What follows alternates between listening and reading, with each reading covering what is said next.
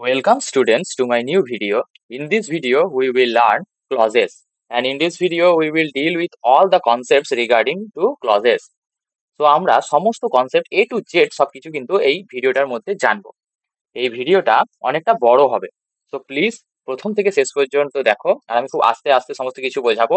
যদি কারোর মনে হয় যে খুবই আস্তে বলছি, তাহলে 1.5x এ দেখতে পারো বা 2x এ দেখতে পারো, যার যেমন। অর্থাৎ আমি সকলের জন্য আস্তে আস্তে পড়াবো যাতে সকলেই বুঝতে পারে। ঠিক আছে?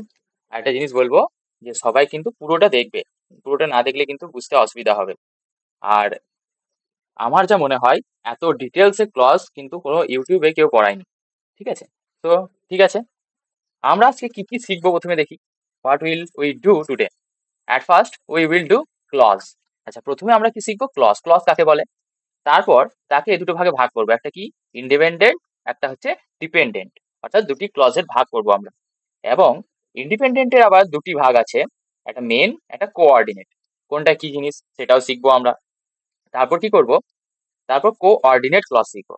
কোঅর্ডিনেটের আবার তিনটে ভাগ, একটা হচ্ছে নাউন বা নমিনাল ক্লজ, একটা হচ্ছে অ্যাডজেক্টিভ বা রিলেটিভ ক্লজ, একটা হচ্ছে অ্যাডভার্ব বা অ্যাডভার্বিয়াল ক্লজ।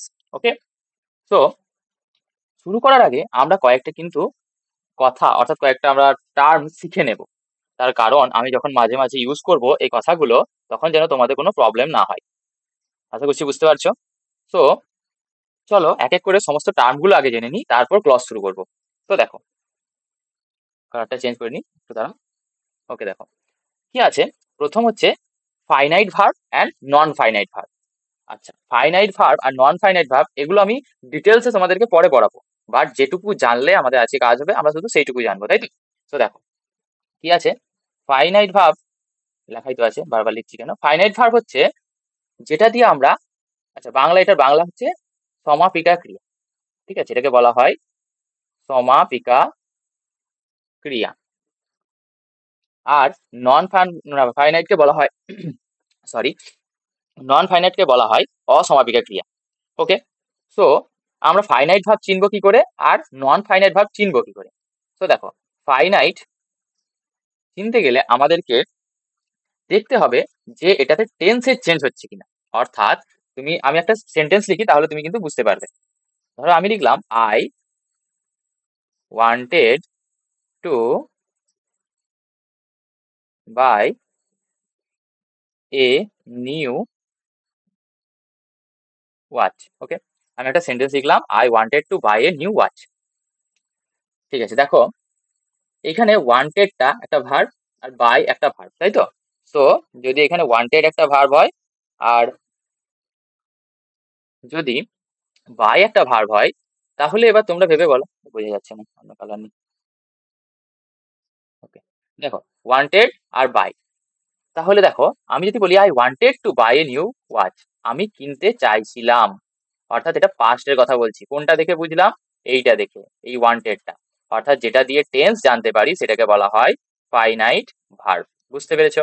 দেখো এখানে টু বাই, এটা আমাদের টেন্স চিনতে কিন্তু হেল্প করছে না। এই ধরনের ভার্বগুলোকে বলা হয় নন ফাইনাইট ভার্ব। আশা করছি বোঝাতে পেরেছি। এইটাকে কি বলা হয়? দেখো নন ফাইনাইট ভার্ব হচ্ছে কি, এটাকে বলা হয় ইনফিনিটিভ। ঠিক আছে, এটাকে বলা হয় ইনফিনিটিভ। ওকে, এছাড়াও কি কি আছে? জিরান্ট আছে, আমাদের পার্টিসিপেল আছে। পার্টিসিপেল, এই সমস্ত কিছুর ভিডিও আসতে চলেছে খুব শীঘ্রই। তো কোনো অসুবিধা নেই, না বুঝলে কোনো অসুবিধা নেই। এইটুকু বোঝো, যেগুলো দিয়ে আমরা টেন্সটা সম্বন্ধে জানতে পারি সেটা হচ্ছে ফাইনাইট ভার্ব, আর যেটা দিয়ে টেন্স জানতে পারি না সেটাকে বলা হয় non finite verb. Am I clear? So let's move to the next concept. আচ্ছা, এটা পরের পেজে আমরা দেখি। Transitive verb and intransitive verb. দেখো ট্রানজিটিভ আর ইনট্রানজিটিভ বুঝতে গেলে, আর এখানেই আমি শেখাবো তোমাদেরকে একসঙ্গে, দুটোকে একসঙ্গে শেখাবো। সেটা হচ্ছে একটা ট্রানজিটিভ ইনট্রানজিটিভ, এবং একটা হচ্ছে direct and indirect object. Okay, so দেখো আমি একটা ধরো একটা সেন্টেন্স লিখলাম, দা পাইলট ফ্লাই। একটা লিখলাম দা বার্ডস ফ্লাই। আচ্ছা, তুমি দেখতে পাচ্ছ? তাহলে দেখো, আমি যদি বলি দা পাইলট ফ্লাই, আর আমি যদি বলি দা বার্ডস ফ্লাই, তোমার মনে হচ্ছে কোনটা ঠিক? যেহেতু বার্ডস ফ্লাই অর্থাৎ পাখিরা উড়তে পারে, অর্থাৎ এই বাক্যটা ঠিক আছে। কিন্তু পাইলট তো উড়তে পারে না। সো এখানে কিন্তু এটা ঠিক নেই। এখানে আমার একটা কি দরকার, এ প্লেন যদি আমি লিখে দিই তাহলে দেখো এই বাক্যটা কিন্তু ঠিক হয়ে গেল। তো দেখো এই যে fly, the pilot fly, fly করে কি ফ্লাই করে, প্লেন। অর্থাৎ একটা পাইলট কি ফ্লাই করে, প্লেন ফ্লাই করছে, ও নিজে তো উঠতে পারছে না। বাট এখানে যদি আমি দেখি পাখিরা নিজেরাই উঠছে, অর্থাৎ বাক্যটা শেষ হয়ে গেল, আর কোনো প্রবলেম নেই, এটা কোনো মানে বুঝতে আমাদের অসুবিধা নেই। সো এইটাকে বলা হয় ট্রানজিটিভ ভার্ব, এটাকে বলা হয় ইনট্রানজিটিভ ভার্ব। এবার বোঝাই দেখো, তাহলে ট্রানজিটিভ ভার্ব কি, যে ভার্ব ট্রানজিটিভ ভার্ব, অর্থাৎ যে ভার্বের পর আমার একটা অবজেক্ট লাগবে, অবজেক্ট না থাকলে যেটার মানে বোঝায় না, সেটাকে বলা হয় ট্রানজিটিভ। বুঝতে পেরেছো? আর ইনট্রানজিটিভ ভার্ব কি, যে ধরনের ভার্বের পর অবজেক্ট লাগে না, নো অবজেক্ট, এটাকে বলা হয় ইনট্রানজিটিভ ভার্ব। আচ্ছা, আমি যদি দেখো এই সেন্টেন্সটাতেই ইন দা স্কাই লিখে দিই, বুঝতে পেরেছো? ইন দা স্কাই যদি লিখে দিই তাহলে বাক্যটাতে কি চেঞ্জ হলো, মানে এটা মানেটা এক্সট্রা পেয়ে গেলাম আমি, বাট কোনো আমার এটার সঙ্গে কোনো সম্পর্ক হলো না, মানে এটার জিনিসের কিছু চেঞ্জ হলো না। বাট এখানে আমি এ প্লেন লাগালাম, তবেই এটা কিন্তু চেঞ্জ হলো। বুঝতে পেরেছো? দেখো এটাকে বলা হয় প্রিপোজিশন। আচ্ছা, প্রিপোজিশনের পর যে ধরনের অবজেক্ট লাগছে এটাকে বলা হয় ইনডাইরেক্ট অবজেক্ট, ইনডাইরেক্ট অবজেক্ট। আর যেটা ডাইরেক্ট, অর্থাৎ ভার্বের পর, ট্রানজিটিভ ভার্বের পর যেটা পরেই বসছে সেটাকে বলা হয় direct object. Am I clear? অর্থাৎ আমি কি বুঝালাম, যে ট্রানজিটিভ ভার্বের পর যদি অবজেক্ট, ট্রানজিটিভ ভার্বের পর অবজেক্ট লাগবেই, আর যে অবজেক্টটা বসবে সেটাই হচ্ছে আমার ডাইরেক্ট অবজেক্ট। আর ইনট্রানজিটিভ ভার্বের পর কোনো অবজেক্টের দরকার হয় না, সেই জন্য এটা হয়ে গেল ইনডাইরেক্ট অবজেক্ট। এটা আমরা বসানোর জন্য কি লাগাই, প্রিপোজিশনের পরে এই ধরনের অবজেক্ট গুলো আমরা ইউজ করি, তাই তো? সো আশা করছি এটা ক্লিয়ার হয়েছে।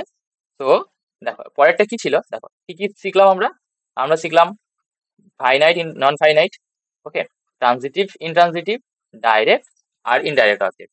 এবার শিখবো সাবজেক্ট কমপ্লিমেন্ট আর অবজেক্ট কমপ্লিমেন্ট। সাবজেক্ট কমপ্লিমেন্ট এবং অবজেক্ট কমপ্লিমেন্ট নিয়ে আমি পুরো একটা ভিডিও কিন্তু অলরেডি বানিয়ে দিয়েছি, বাট যারা আজকে এই ভিডিওটা প্রথম দেখছো তাদের জন্য আরেকবার বুঝিয়ে দিচ্ছি, দেখেন। দেখো আমি যদি বলি সি, কালারটা চেঞ্জ করি, সব তো লাল, সি ইজ মাই ফ্রেন্ড, আমি বললাম আচ্ছা তোমার ফ্রেন্ড কে, সি তোমার কে, তোমার ফ্রেন্ড, তোমার friend K C.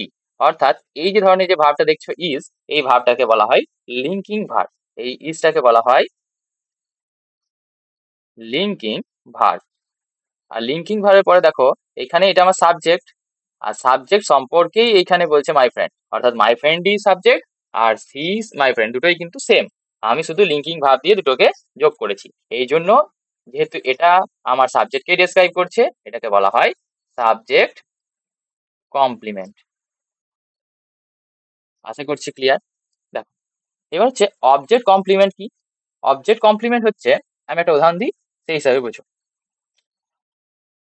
I painted my car red, I painted my car, অর্থাৎ তুমি এখানে কার, তোমার আই সাবজেক্ট, পেন্টেড ভার্ব, আর মাই কার হচ্ছে অবজেক্ট। অবজেক্টটাকেই তুমি লাল রং করেছো, এটাকে বলা হয় object complement.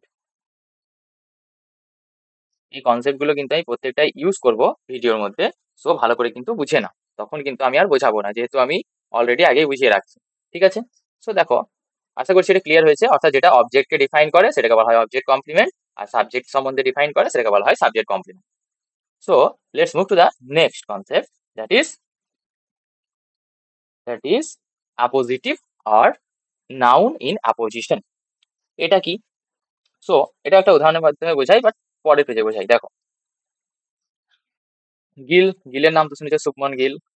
Gill the captain of test team of India, বেশ অফ ইন্ডিয়া লিখছি না, বানানোর দরকার নেই, test team scored double century. Score double century. Okay দেখো, আচ্ছা এখানে দেখো গিল হচ্ছে আমার সাবজেক্ট, গিল সাবজেক্ট। আর এখান থেকে যদি দেখি আমরা গিল স্কোরড ডাবল সেঞ্চুরি, বাক্যটা শেষ হয়ে গেল। কিন্তু আমি দেখো গিলটাকে ডেসক্রাইব করার জন্য একটা বাক্য লিখেছি, কি the captain of test team. ঠিক আছে, আমাদের যে ইন্ডিয়ান টেস্ট টিম তার যে নতুন ক্যাপ্টেন শুভমান গিল, তো সেটাই আমি বলছি। গিল সম্বন্ধে একটা এক্সট্রা ইনফরমেশন আমি এটার মাধ্যমে দিয়ে দিলাম। এইটাকে বলা হয় apposition in, noun in apposition or appositive. বুঝতে পেরেছো? এটাকে বলা হয় অ্যাপোজিটিভ। আশা করছি ক্লিয়ার। তো লাস্ট কি, ফ্যান বয়েজ, মোস্ট ইম্পর্টেন্ট কিন্তু ফ্যান বয়েজ। ফ্যান বয়েজ আমাদেরকে জানতেই হবে। ফ্যান বয়েজ কি, আমি একটা শর্টও বানিয়েছিলাম, আশা করছি দেখেছো বা দেখে নেবে একবার। দেখো ফ্যান বয়েজ, এফ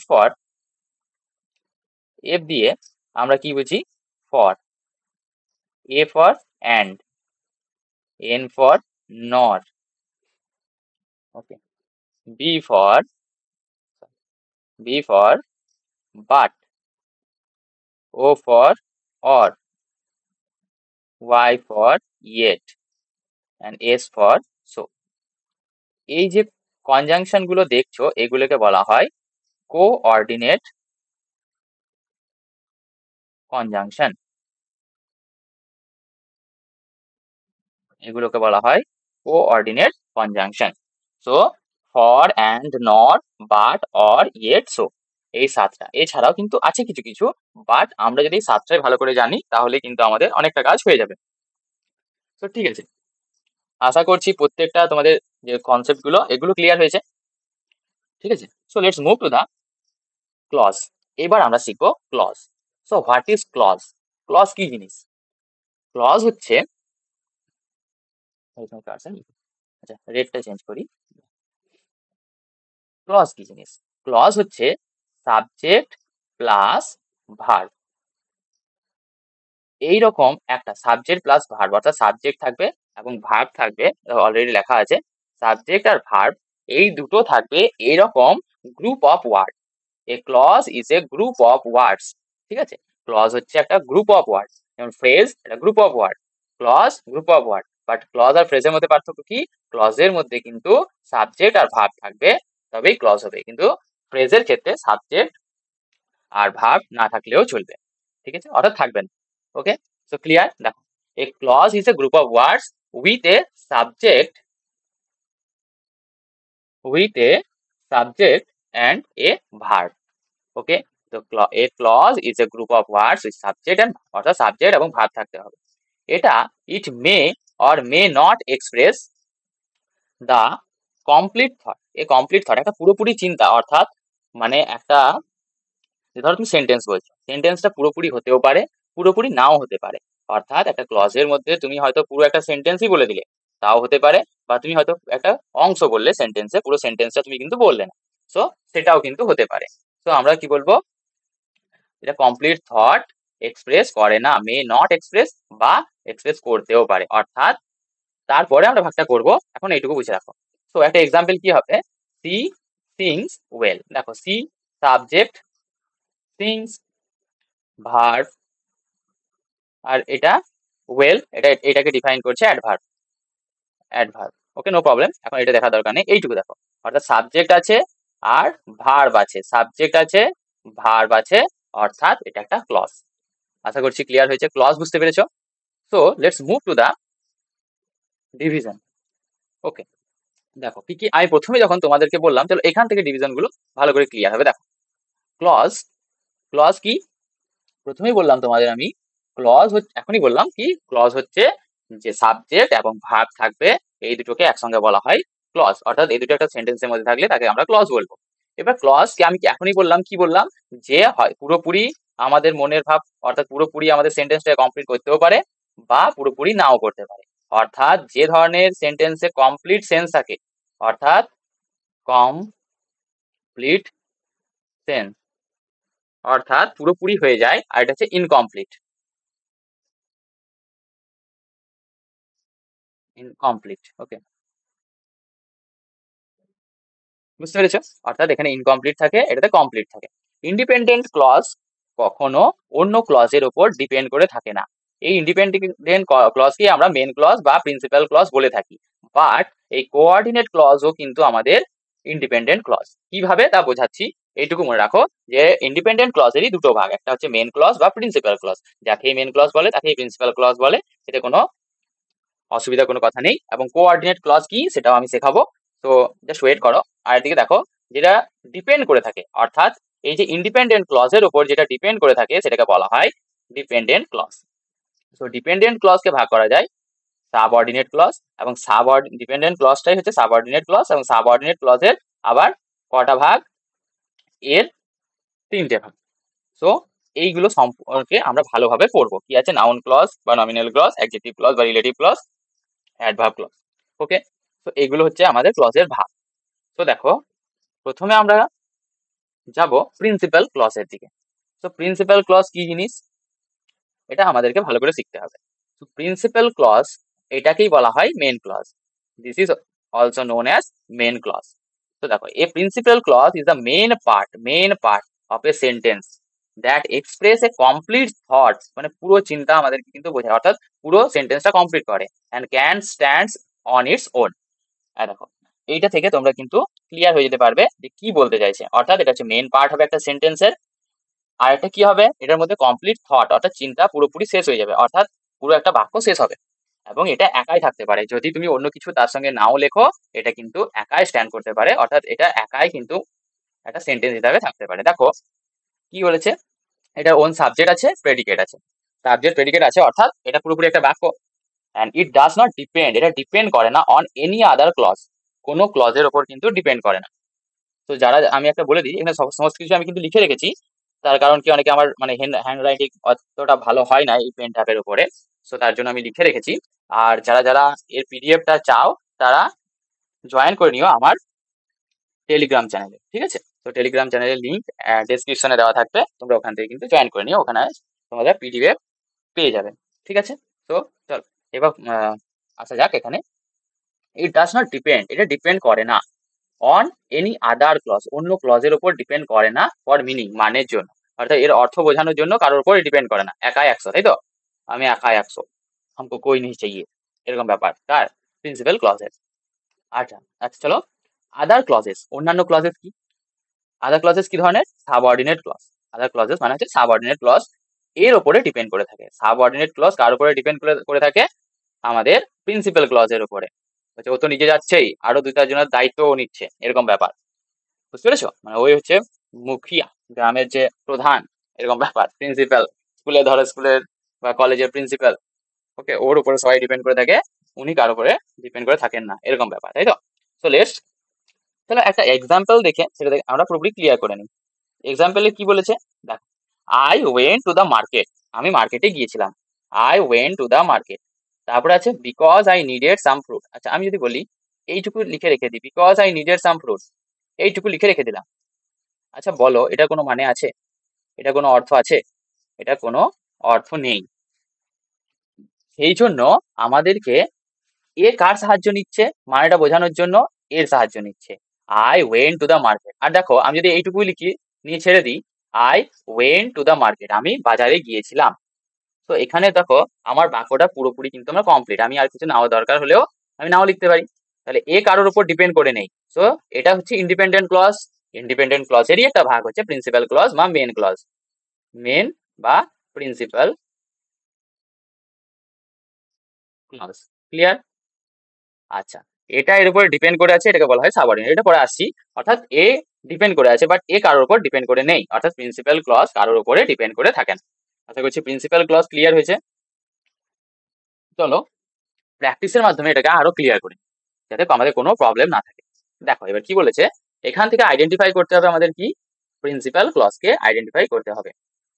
দেখো কি বলেছে, I know that he is honest. আচ্ছা দেখো, আমি এখানে দেখো সাবজেক্ট আছে, ভার্ব আছে, আই নো। আমি যদি বলি আমি জানি, এটা একটা বাক্য হতেই পারে, ওয়ার্ডের একটা বাক্য হতেই পারে, যে ধরো তোমার শিক্ষক তোমাকে জিজ্ঞাসা করেছেন, কে জানে, হু নোজ ইট, এরকম যদি তোমাকে জিজ্ঞাসা করে, তখন তুমি বলে আই নো, আমি জানি, আই নো, অর্থাৎ এখানে একটা বাক্য হতেই পারে। এবং আমি এর সঙ্গে কি করেছি, that where is my cursor? আচ্ছা, দ্যাট হি ইজ অনেস্ট। আমি কি বললাম? I know that he is honest. আমি যদি বলি দ্যাট হি ইজ অনেস্ট, আমি শুধু এটুকু দ্যাট যেহেতু যোগ করা আছে, দ্যাট তারপরে এখান থেকে শুরু করে এই পর্যন্ত আমি বলে দিলাম দ্যাট হি ইজ অনেস্ট। এটা কোনো মানে বোঝাচ্ছে?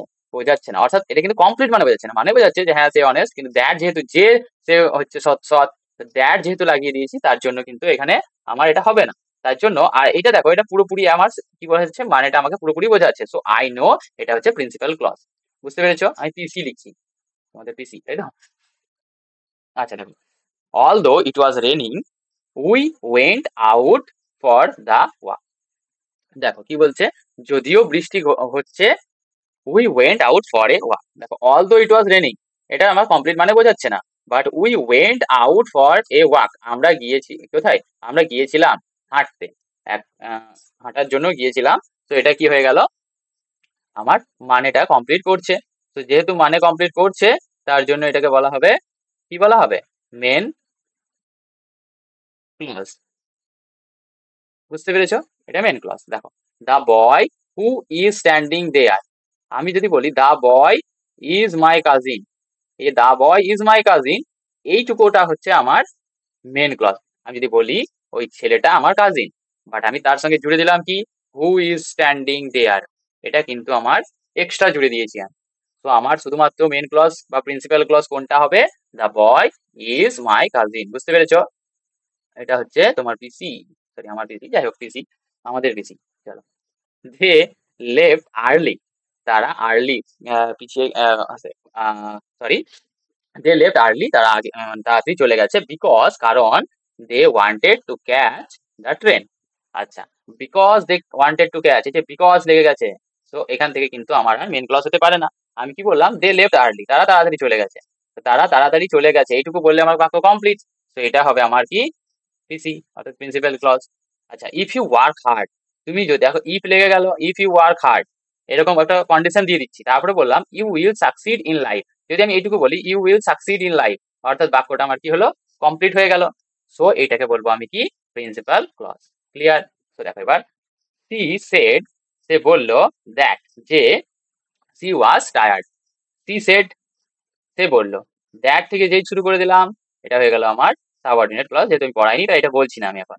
এটা কি হয়ে যাবে দেখো, সি সেড, দেখো সে বলল, সে বলল, একটা বাক্য কিন্তু আমার এখানে কমপ্লিট হয়ে গেল বাক্যটা। সো এটা হয়ে যাবে আমার কি, principal clause. Clear?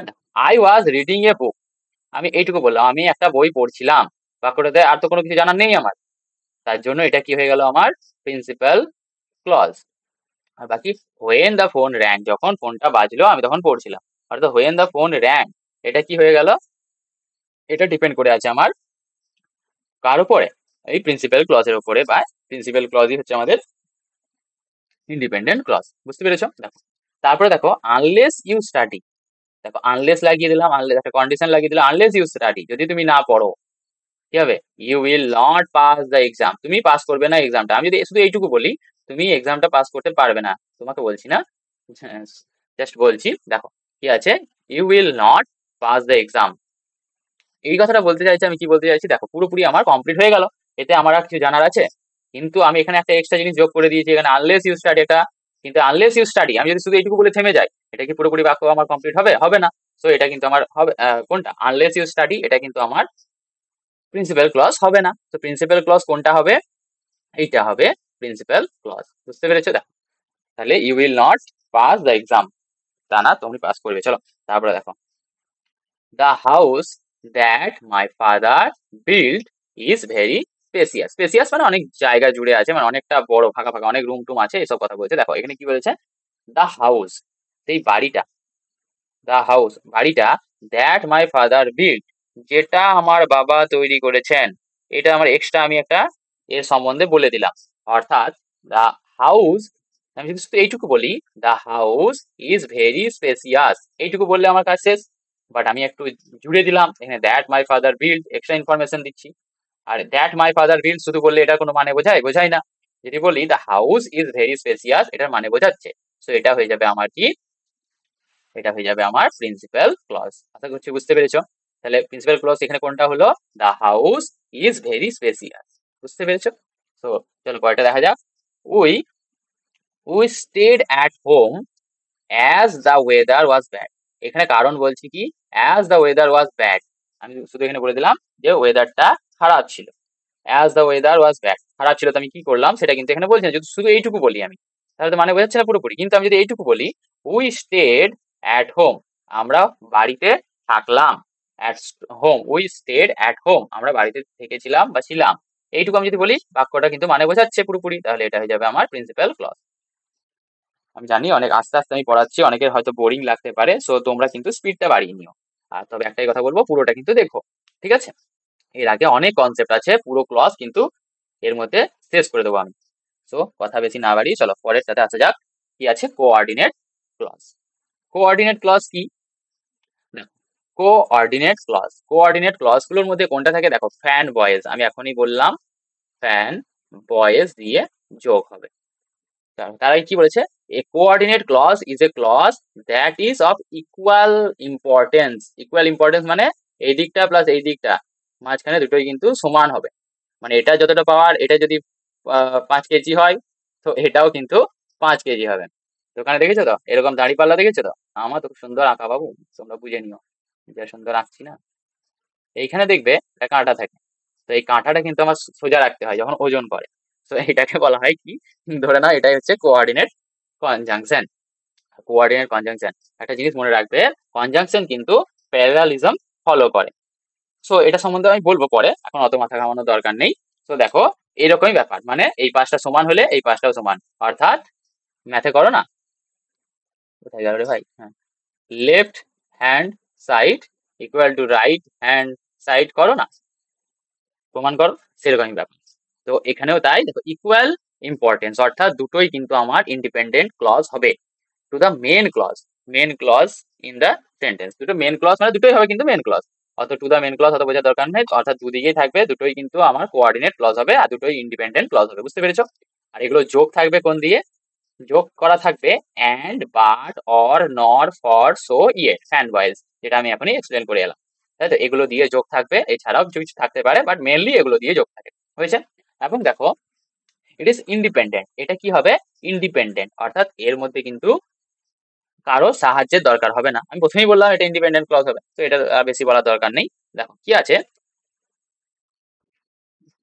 I wanted to go out, it started raining.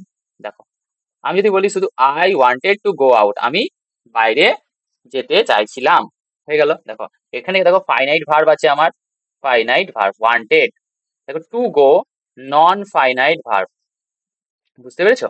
আর এটা হয়ে গেল সাবজেক্ট। অর্থাৎ বাক্যের মধ্যে কি থাকবে, যখন আমি তোমাদের সিম্পল, কমপ্লেক্স, কম্পাউন্ড এর পরে ভিডিওতে বোঝাবো, তখন এগুলো কিন্তু আরো বেশি কাজে লাগবে, ভালো করে কিন্তু বুঝে নেবে, ঠিক আছে? দেখো, সাবজেক্ট থাকবে, একটা ফাইনাইট ভার্ব থাকতে হবে, আছে। এখানে দেখো সাবজেক্ট আছে it, started, finite verb, so it হয়ে গেল কি, সাবজেক্ট। আর স্টার্টেড দেখো, এটা দিয়ে আমি ভার্ব, এটা দিয়ে আমি টেন্স বুঝতে পারছি, সেটা হয়ে গেল ফাইনাইট ভার্ব। আর দেখো দুটোতেই যখন এরকম আছে, আর দুটোই দেখো মানেটা আমার পুরোপুরি ক্লিয়ার করছে, ইট স্টার্টেড রেনিং মানে এটা বৃষ্টি হওয়া শুরু হয়েছিল, একটা বাক্য হয়ে গেল। I wanted to go out, আমি বাইরে যাচ্ছি, আমি যেতে চাইছিলাম, তাই তো? বাট দিয়ে আমি কিন্তু যোগ করেছি, এটাকে কোন দিয়ে যোগ করেছি? বাট দিয়ে। সো বাট হয়ে গেল আমার কি এখানে? কোঅর্ডিনেটিং কনজাংশন, বুঝতে পেরেছো? কোঅর্ডিনেটিং কনজাংশন, দেখো বাট এখানে আছে, ক্লিয়ার? সো চলো আমরা প্র্যাকটিস করে নিই। দেখো কি আছে, দা সান সেট, কি আছে? দা সান সেট, রেডটাতে ভালো বোঝা যাবে, রেডটা ইউজ করি। কি আছে? দা সান সেট আর দা স্টার্স ডিসঅ্যাপিয়ার। দেখো, the sun subject, set finite verb, stars subject, এখানে দেখো ফাইনাইট ভার্ব। আর একটা জিনিস মনে রাখবে, তোমাদের বলতে আমি ভুলে গেলাম, একটু পেছনে এসো। দেখো প্রিন্সিপাল ক্লজে কিন্তু কি থাকে, প্রিন্সিপাল ক্লজের ক্ষেত্রে একটাই ফাইনাইট ভার্ব থাকবে, প্রিন্সিপাল ক্লজের ক্ষেত্রে একটাই ফাইনাইট ভার্ব থাকবে। আর এই যখন এইটা দিয়ে তৈরি হয়, এখানে সিম্পল সেন্টেন্স তৈরি হয়, সিম্পল সেন্টেন্স তৈরি হয়, বুঝতে পেরেছো? দেখো এইবার এখানে আছে কোঅর্ডিনেটিং কনজাংশন, এখানে কিন্তু দুটো কি থাকবে? দুটো ফাইনাইট ভার্ব থাকবে, আর এই ধরনের সেন্টেন্সকে বলা হয় কম্পাউন্ড সেন্টেন্স, বুঝতে পেরেছো? Compound sentence. আচ্ছা, আর সাবঅর্ডিনেটিং ক্লজেও দুটো থাকে, ওটাকে বলা হয় কমপ্লেক্স সেন্টেন্স। ওটা আমি পরে এক্সপ্লেন করব, চিন্তা নেই। এইটুকু বোঝো, কি বুঝলে দেখো।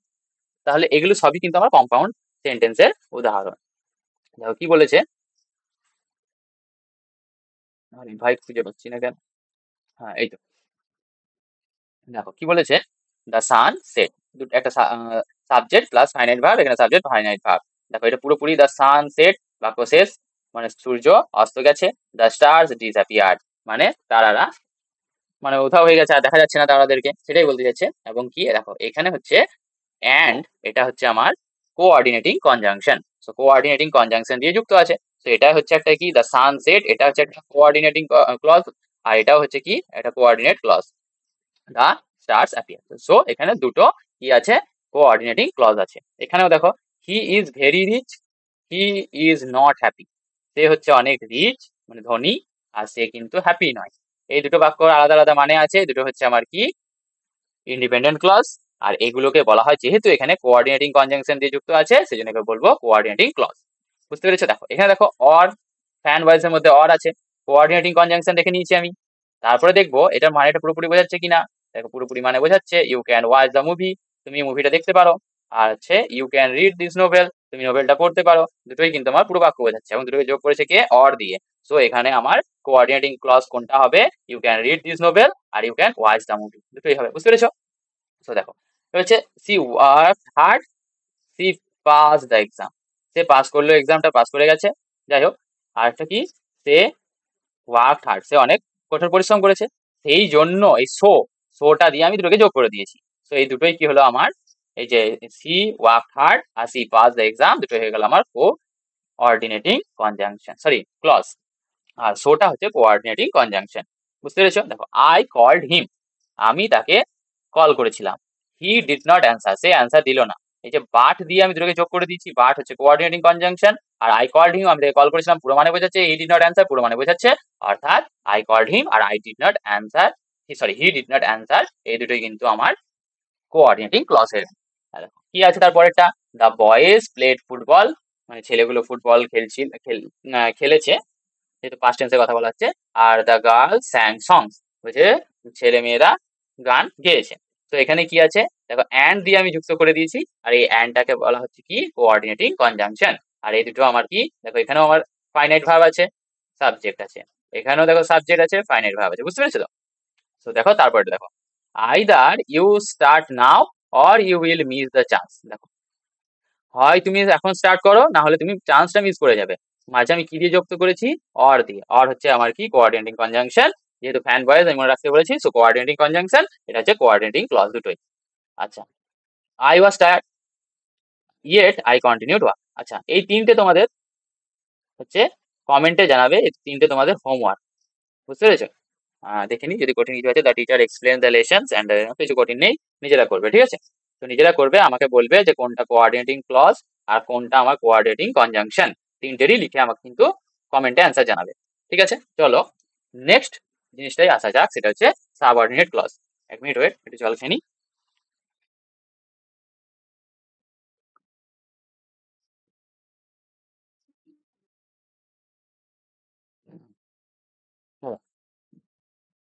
সাবঅর্ডিনেট ক্লজে আসা যাক। তো সাবঅর্ডিনেট ক্লজ, এটা হচ্ছে আমার ডিপেন্ডেন্ট ক্লজ, অর্থাৎ এই subordinate clause is the can not stand alone, অর্থাৎ সাবঅর্ডিনেট ক্লজ একা কিন্তু কোনো মানে বোঝাতে পারে না। Can not stand alone as a complete sentence, এটা কমপ্লিট সেন্টেন্স কিন্তু নয়। ইট ডিপেন্ডস, এটা ডিপেন্ড করে থাকে কার উপরে, প্রিন্সিপাল ক্লজ বা মেন ক্লজের উপরে। অর্থাৎ এই যে সাবঅর্ডিনেট ক্লজ দেখছো, এটা কিন্তু আমার প্রিন্সিপাল ক্লজ থাকবে, তার অনুযায়ী সাবঅর্ডিনেট ক্লজ হয়। ঠিক আছে, it can function as a noun, adjective আর অ্যাডভার্ব। এটা তিন ভাবে কাজ করতে পারে, হয় একটা বাক্যের মধ্যে একটা নাউন হিসেবে কাজ করতে পারে, অ্যাডজেক্টিভ হিসেবে কাজ করতে পারে, বা অ্যাডভার্ব হিসেবে কাজ করতে পারে। বুঝতে পেরেছো?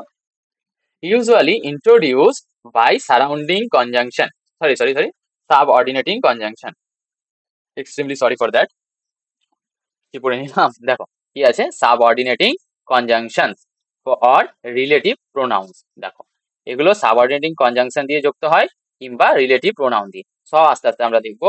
দেখো কি কি আছে কনজাংশন কি কি হতে পারে আরো আছে, কিন্তু এইগুলোই শেষ নয়, আরো আছে, যেমন because, although, if, when, while, since, unless, until, where, as সমস্ত কিছু আছে, সো দ্যাট, অনেক কিছু আছে।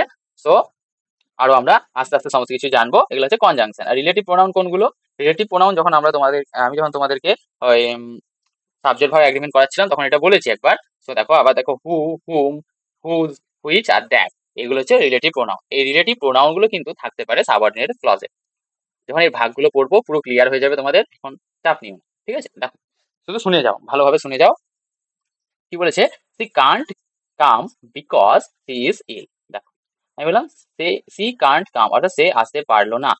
এটা কি আমার প্রিন্সিপাল ক্লজ। এখনই শেখালাম যে এটার মানে আমার কি বোঝাচ্ছে, কমপ্লিট বোঝাচ্ছে, সে আসতে পারলো না। এখানে আমি যুক্ত করলাম বিকজ সি ইজ ইল। দেখো এখানেও দেখো একটা সাবজেক্ট আছে, ফাইনাইট ভার্ব বলতে পারো এটাকে, যেহেতু আমার টেন্স বোঝাচ্ছে সেই জন্য ফাইনাইট ভার্ব। আর এটা হচ্ছে ইল সম্বন্ধেই বলছে, এটাকে লিঙ্কিং ভার্ব বলা হয়, বাট এখানে ফাইনাইট ভার্ব বলতে পারি কারণ আমি টেন্সটাকে বুঝতে পারছি। তো ফাইনাইট ভার্ব আছে। আর দেখো সি কান্ট কাম, এটাও দেখো ভার্ব আছে, এটাকে বলা হয় ফাইনাইট ভার্বই হবে এটা, যেহেতু কাম বোঝাচ্ছে এবং সি সাবজেক্ট আছে। বুঝতে পেরেছো? তো এই দেখো তাহলে সাবঅর্ডিনেট ক্লজেও কিন্তু দুটো কি থাকে, দুটো সাবজেক্ট, দুটো ফাইনাইট ভার্ব থাকবে। দুটো ফাইনাইট ভার্ব থাকবে, সাবজেক্ট দুটো না থাকলেও ফাইনাইট ভার্ব কিন্তু দুটো থাকবে। তো ফাইনাইট ভার্ব আমাদেরকে বুঝতে হবে কটা আছে আগে। এরপর আমাদেরকে চেক করতে হবে কি, যে সাবঅর্ডিনেটিং কনজাংশন আছে না কোঅর্ডিনেটিং কনজাংশন আছে। কোঅর্ডিনেটিং কোনগুলো বললাম? Fan voice. আর এখানে সাবঅর্ডিনেটিং কনজাংশন কোনগুলো? এই যে দেখতে পাচ্ছ এগুলো সবই সাবঅর্ডিনেট কনজাংশন। এছাড়া দেখতে হবে এখানে রিলেটিভ প্রোনাউন আছে কিনা। অ্যান্টিসিডেন্ট যখন পড়েছিলাম তখন বলেছিলাম যে রিলেটিভ প্রোনাউন এগুলো কোনগুলো, হু, হুম, হুজ, হুইচ আর দ্যাট, এগুলো আছে কিনা আমাদের খেয়াল রাখতে হবে। তো এই ধরনের সেন্টেন্স গুলোকে আমরা কি ধরনের সেন্টেন্স বলি? এগুলোকে বলা হয় কমপ্লেক্স সেন্টেন্স। আশা করছি ক্লিয়ার। দেখো কি বললাম আগে ভালো করে বোঝো। আমি পুরোপুরি দেখো প্রথম থেকে আমি কিন্তু বলছি, ভালো করে বোঝো। কি প্রথম আমরা কি পড়লাম? ইন্ডিপেন্ডেন্ট ক্লজ আর ডিপেন্ডেন্ট ক্লজ। ইন্ডিপেন্ডেন্ট ক্লজ কি? ইন্ডিপেন্ডেন্ট ক্লজ হচ্ছে যে ক্লজ গুলো আমার কারোর ওপর কিন্তু ডিপেন্ড করে থাকছে না, নিজে এর পুরোপুরি মানে আছে। তারপরে কি পড়লাম? Dependent clause. ডিপেন্ডেন্ট ক্লজের কি আছে? নিজস্ব মানে নেই, অর্থাৎ নিজে পুরোপুরি ভাবে একটা কমপ্লিট সেন্টেন্স হতে পারে না, এটা ডিপেন্ড করে থাকে কার ওপর? ইন্ডিপেন্ডেন্ট ক্লজের উপর। ক্লিয়ার?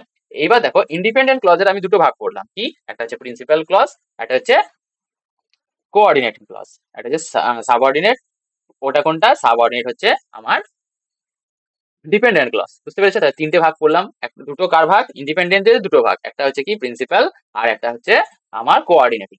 আর ডিপেন্ডেন্ট ক্লজের দুটো ভাগ, সরি একটা ভাগ, সেটা হচ্ছে আমার সাবঅর্ডিনেট ক্লজ। ক্লিয়ার? তো সাবঅর্ডিনেট ক্লজের আবার তিনটে ভাগ আছে, সেই তিনটে ভাগকে আমাদেরকে কিন্তু পড়তে হবে। তো দেখো আরেকটা উদাহরণ দেখে নি, তারপর বলছি। দেখো I met a girl who loves reading. দেখো আই মেট এ গার্ল পুরোপুরি একটা সেন্টেন্স, আমি একটা মেয়ের সঙ্গে সাক্ষাৎ করলাম। তো এটা হয়ে গেল কি আমার প্রিন্সিপাল ক্লজ। আমি যদি বলি হু লাভস, হুটা কে? হুটা হচ্ছে দ্য গার্ল, এটা অ্যান্টিসিডেন্ট। আর এই হিসাবে কি বসছে? আমার সাবজেক্ট বসছে। তো দেখো এখানে সরি ভার্ব বসছে, ভার্বটা কি আমার? এটা ফাইনাইট ভার্ব। সাবজেক্ট কোনটা? গার্লটা, গার্লের জন্য হু বসেছে, ওটাকে সাবজেক্ট বলতে পারি, বাট গার্লের জন্য কিন্তু এখানে বসছে। তো দুটো ফাইনাইট ভার্ব আমার আছে। মেট একটা আই এর সাবজেক্ট এখানে আছে, আর এই লাভস এর সাবজেক্ট হচ্ছে গার্লটা। বুঝতে পেরেছো? আই এর সাবজেক্ট এইটা আর লাভস এর সাবজেক্ট গার্লটা, দুটো সাবজেক্টও থাকতে হবে। তো দেখো এখানে হচ্ছে ফাইনাইট ভার্ব, কিন্তু আমি যদি বলি হু লাভস রিডিং, শুধু এইটুকু বলি, এইটুকু বললে কিন্তু পুরো মানে কিন্তু আমরা বোঝাতে পারবো না। তো এটা হয়ে যাবে আমার কি, এইখান থেকে এই হু লাভস রিডিং এটা হয়ে যাবে আমার সাবঅর্ডিনেট ক্লজ। আর এখানে কোনটা ছিল? বিকজ হি ইজ ইল, এটা ছিল সাবঅর্ডিনেট ক্লজ। আশা করছি বুঝতে পেরেছো। তো এইবার প্রত্যেকটা ভাগে আসা যাক। প্রথম হচ্ছে কি noun clause. So we have to understand what is noun clause. Noun clause কোনগুলো? দেখো নাউন ক্লজ কি হিসেবে কাজ করবে? অবভিয়াসলি নাউন হিসেবে কাজ করবে, নামই তো noun clause. So it will work as a noun in a sentence. আচ্ছা, আর এটা কি কি দিয়ে মেনলি শুরু হয়? দেখো আমি কিন্তু বলছি না যে এইগুলো দিয়েই শুরু হবে, তা না, বাট মেনলি অর্থাৎ ইউজুয়ালি এইগুলো দিয়ে শুরু হয়। কি কি? That, what, what ever, who, hmm, who ever, hmm ever, which, whether, why, how, when, where, it, if, এগুলো দিয়ে কিন্তু মেনলি শুরু হয়। আশা করছি ক্লিয়ার। তো দেখো এরপরে দেখো আমরা কি করে জানবো যে ফাংশন কি কি। আচ্ছা, কোথায় কোথায় এই যে সাব বললাম যেটা নাউন হিসাবে বসে, আমি তো বললাম যে এটা কি নাউন হিসাবে বসে। তো নাউন হিসাবে বসতে গেলে নাউন কোথায় কোথায় বসে সেটা তোমাকে জানতে হবে। নাউন ইউজ হয় সাবজেক্ট হিসাবে, নাউন ইউজ হয় সাবজেক্ট হিসাবে। আচ্ছা দেখো, হোয়াট সাবজেক্ট হিসাবে অর্থাৎ কি, সাবজেক্ট ভার্ব অবজেক্ট হিসাবে আমরা মেনলি লিখি সেন্টেন্স। তো সাবজেক্ট হিসাবে আমাদের বসবে, অর্থাৎ এখানে কাজটা কে করবে, এই ক্লজটা এখানে মেন সাবজেক্ট হবে। আর সাবজেক্ট কাকে বলে, যে হচ্ছে কি কারো সম্বন্ধে মানে বাক্যে যার সম্বন্ধে কিছু বলা হয় আর বাক্যে যে কাজটা করে তাকে বলা হয় সাবজেক্ট। তো সাবজেক্ট হিসাবে বসবে, দেখো এখানে বুঝো কি বলেছে, what you said is true. এটা দেখো ভার্ব, ট্রুটা এখানে আমার কি এইটার জন্য বসেছে, এটাকে বলা হয় কি আমার সাবজেক্ট কমপ্লিমেন্ট ট্রু, এখনই বললাম ট্রুটা। তো দেখো তাহলে এইটা পুরোপুরি আমার সাবজেক্ট হিসাবে বসছে। তো এটাকে বলবো আমি কি, নাউন ক্লজ। নাউন ক্লজ, আর নাউন ক্লজ আর নমিনাল ক্লজ একই। যদি কোথাও লেখা থাকে যে nominal clause, that's mean it is noun clause. বুঝতে পেরেছো? So what you said is true, এখানে সাবজেক্ট কোনটা, হোয়াট ইউ সেড, এটা হয়ে গেল আমার নাউন ক্লজ।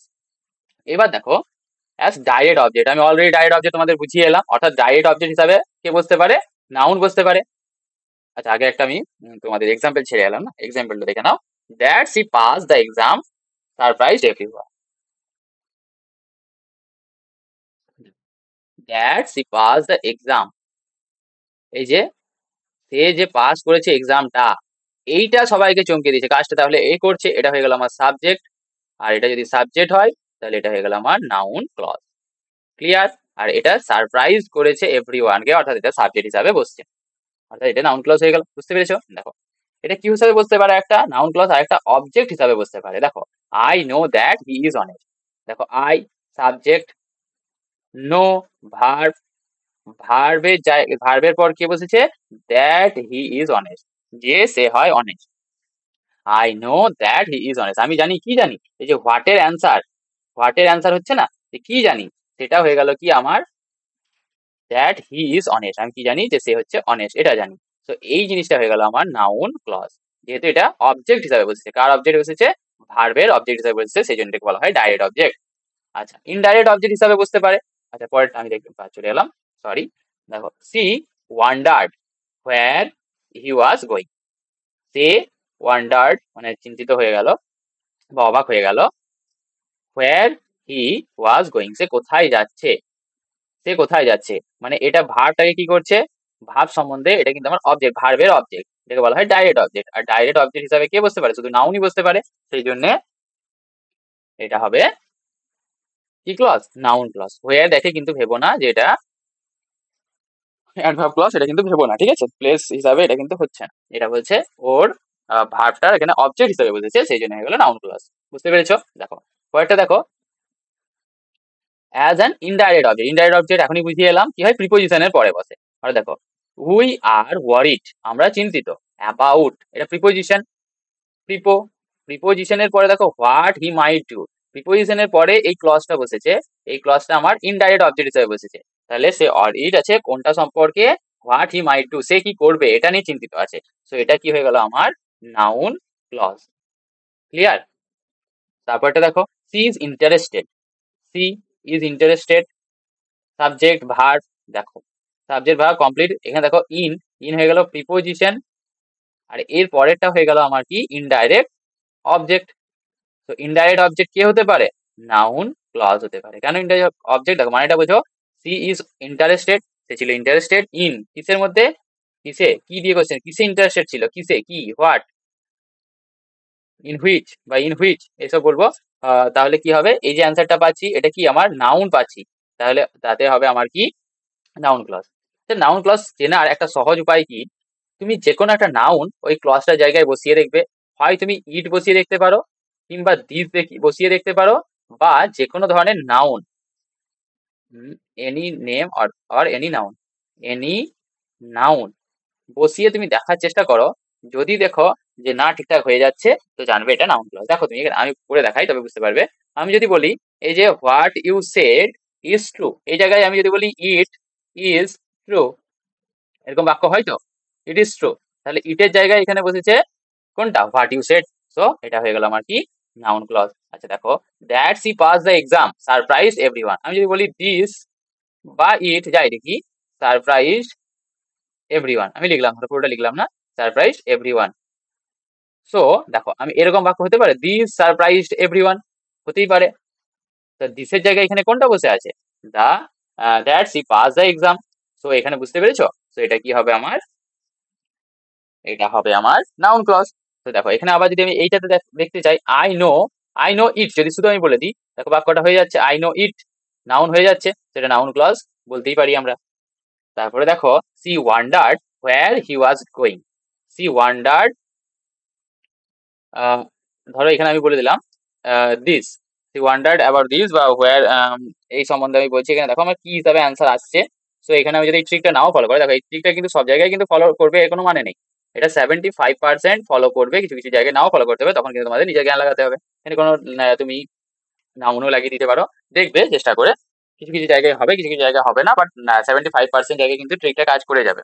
দেখো we are worried about, about আমি যদি এখানে বলি অ্যাবাউট ইট বলা যেতে পারে, অ্যাবাউট ইট বলা যেতে পারে। তারপরে হচ্ছে she is interested in, in this, this বলতে পারি, বা ইন ইট বলতে পারি, ইন দিস ওয়ার্ক বলতে পারি। এরকম ভাবে আমি কিন্তু নিজে এখানে চেঞ্জ করে করেও দেখতে পারি, বুঝতে পেরেছো? তো দেখো পরেরটা কি আছে, as a complement, as a complement, complement অর্থাৎ কি কি কিসে কিসে কমপ্লিমেন্ট, সাবজেক্ট কমপ্লিমেন্ট, এটা হচ্ছে অবজেক্ট কমপ্লিমেন্ট, যেটা আমি প্রথমেই তোমাদেরকে শিখিয়ে এলাম। সো দেখো the truth is that he lied, দেখো দ্য ট্রুথ, কোনটা ট্রুথ, অর্থাৎ কোনটা সত্য, দ্যাট হি লাইড, সে মিথ্যে কথা বলেছে, সে মিথ্যা কথা বলেছে, এটাই সত্য, এটাই সত্য যে সে মিথ্যে কথা বলেছে। এটা সাবজেক্ট, আর সাবজেক্টের কমপ্লিমেন্ট হিসেবে, সরি, সাবজেক্টের কমপ্লিমেন্ট হিসাবে এটা কাজ করছে। সো সাবজেক্ট কমপ্লিমেন্ট হয়ে গেল এটা। Are the truth is that he lied, so that he lied এটা হয়ে গেল আমার কি, নাউন ক্লজ। বুঝতে পারছো? দেখো my hope is that I will succeed, দেখো মাই হোপ, আমার হোপ কোনটা, that I will succeed, that I will succeed is my hope, আমি সাকসিড করবো অর্থাৎ আমি সফলতা লাভ করব, এটাই আমার হোপ। আর আমার হোপ কি, আমি সফলতা লাভ করব। সো এটা কি হয়ে গেল আমার কমপ্লিমেন্ট হিসেবে বসছে, কার কমপ্লিমেন্ট, সাবজেক্ট কমপ্লিমেন্ট। সো এটা হয়ে গেল আমার কি, দ্যাট আই উইল সাকসিড, এটা হয়ে গেল নাউন ক্লজ। ক্লিয়ার? তো দেখো তারপরে দেখো we consider him that he is trustworthy, দেখো উই কনসিডার হিম, হিমটা হয়ে গেল আমার অবজেক্ট, আর অবজেক্ট সম্বন্ধে বলছে কি, দেখো যে হিম সে হচ্ছে ট্রাস্টওয়ার্থি, দ্যাট হি ইজ ট্রাস্টওয়ার্থি, কে কে কে ট্রাস্টওয়ার্থি, ট্রাস্টওয়ার্থি মানে হচ্ছে বিশ্বাসযোগ্য, কে, হিম। তাই হিমের সম্বন্ধে বলছে, অর্থাৎ এটা হয়ে গেল অবজেক্ট কমপ্লিমেন্ট। আর অবজেক্ট কমপ্লিমেন্টেও কিন্তু কি বসে, নাউন ক্লজ হয়। আমি প্রথমেই পড়ে এলাম কি, যে কমপ্লিমেন্ট, যে কোনো ধরনের কমপ্লিমেন্ট হলে এটা কিন্তু হয়ে যাবে আমার noun clause. Clear? As and appositive, appositive পড়িয়ে এলাম তোমাদেরকে, বা নাউন ইন অ্যাপোজিশন মানে অর্থাৎ এক্সট্রা ইনফরমেশন দেয়, তাই তো? দেখো দ্য ফ্যাক্ট, এই ফ্যাক্টটা, that he pass the exam surprise everyone, দেখো আমি যদি বলি, না বলি এইটুকু, যে that she pass the exam, আমি যদি এইটুকু না বলি, আমি বলি দ্য ফ্যাক্ট সারপ্রাইজ এভরিওয়ান, বাক্যটা ঠিক আছে। বাট এই যে that she surprise, she pass the exam, এই যে এখানে বলে দিলাম আমি কি, যে তার সম্বন্ধে একটা নাউন বসেছে এখানে, কোন নাউনটা বসেছে, আমি যেমন ওখানে বলছিলাম Gill the captain of, captain, যে ক্যাপ্টেনটা নাউন, সেরকমই দ্য ফ্যাক্ট, তারপর কমা আছে যেহেতু, এই যে কমা, আর মাঝখানে এটা লেখা আছে সাবঅর্ডিনেট ক্লজ, এই ক্লজটাই হচ্ছে আমার কি, নাউন ক্লজ, যেহেতু এটা কি হিসাবে বসেছে, অ্যাপোজিটিভ হিসাবে বসেছে, বা নাউন ইন অ্যাপোজিশন হিসাবে বসেছে। ক্লিয়ার? তারপরটা দেখো মাই বিলিভ, তারপর আমি যদি কিপস মি মোটিভেটেড এইটুকু বলি, বাক্যটা আমার কিন্তু complete. My believe keeps me motivated, আমার বিলিভ আমাকে মোটিভেটেড রেখেছে। সো দেখো that hard work pays off, এই যে আমার বিলিভটা কি, আমার বিলিভটা কি, হোয়াট ইজ মাই বিলিভ, ফ্যাক্টটা কি, ফ্যাক্টটা কি এখানে দিয়েছিল, that she pass the exam, এটা ফ্যাক্ট ছিল, সেরকম বিলিভটা আমার কি, what is my believe, what, what এর অ্যান্সার আসছে অর্থাৎ নাউন বসবে। তো এটা কি হবে, নাউন ক্লজ। বুঝতে পেরেছো? আমার বিলিভটা কি, সেই জন্য এটা কিন্তু নাউন ক্লজ হলো। দেখো তোমাদের যদি, আমি দেখো বারবার বারবার করে একটা জিনিসকেই বলছি এই কারণেই, যাতে যদি একবারে কারোরই না বুঝতে পারো, তাহলে তোমার শুনতে শুনতে শুনতে শুনতে, বারবার শুনতে শুনতে এটা বুঝে যাবে। তো তাও যদি কারো কোনো প্রবলেম থাকে, তাহলে তুমি আমাকে কিন্তু টেলিগ্রামে বলতে পারো, বা আমাকে তুমি কমেন্টেও কিন্তু জানাতে পারো যে এই জায়গাটা বুঝলাম না। তো আমি কিন্তু তোমাদেরকে বোঝানোর চেষ্টা করবো এবং বুঝিয়ে দেবো, ঠিক আছে? তো ঠিক আছে, চলো নেক্সট টপিক আসা যাক, নেক্সট জিনিসটা দেখা যাক কি আছে। টিপস, আমি এখন টিপসটা বলে দিলাম, যে যদি যদি এটা দিয়ে তুমি নাউন কোনো নাউন বসাতে পারো বা ইট বা দিস এগুলো দিয়ে যদি রিপ্লেস করতে পারো 75% মতো কাজ করবে, সব জায়গায় কিন্তু নাও কাজ করতে পারে, বাট কাজ করে কিছু কিছু জায়গায়। সো এটা ইউজ করে দেখতে পারো, এটা একটা ট্রিক হিসাবে। আর ট্রিক দেখো বাবু, সব জায়গায় কাজ করে না। তো তারপরে দেখো, I know that he did, sorry what he did. I know, আমি জানি সে কি করেছে। আই নো ইট যদি আমি বলে দিই, সেটাই বলতে চাইছে। তো এখানে কিন্তু, বা আই নো এনি নাউন, যে কোনো একটা নাউন বসিয়ে দিলাম ধরো আই নো, বা আই নো দিস যদি আমি বলে দিই, এটাও দেখো কিন্তু আমার মিলে যাচ্ছে।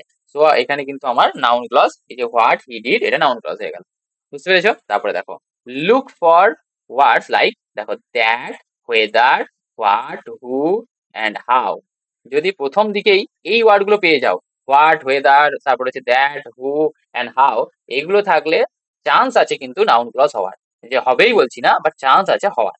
আরেকটা দেখবে এটা কি হিসাবে বসছে, যদি সাবজেক্ট হিসাবে বসে তাহলে তো হবেই নাউন ক্লজ, কিছু করার নেই।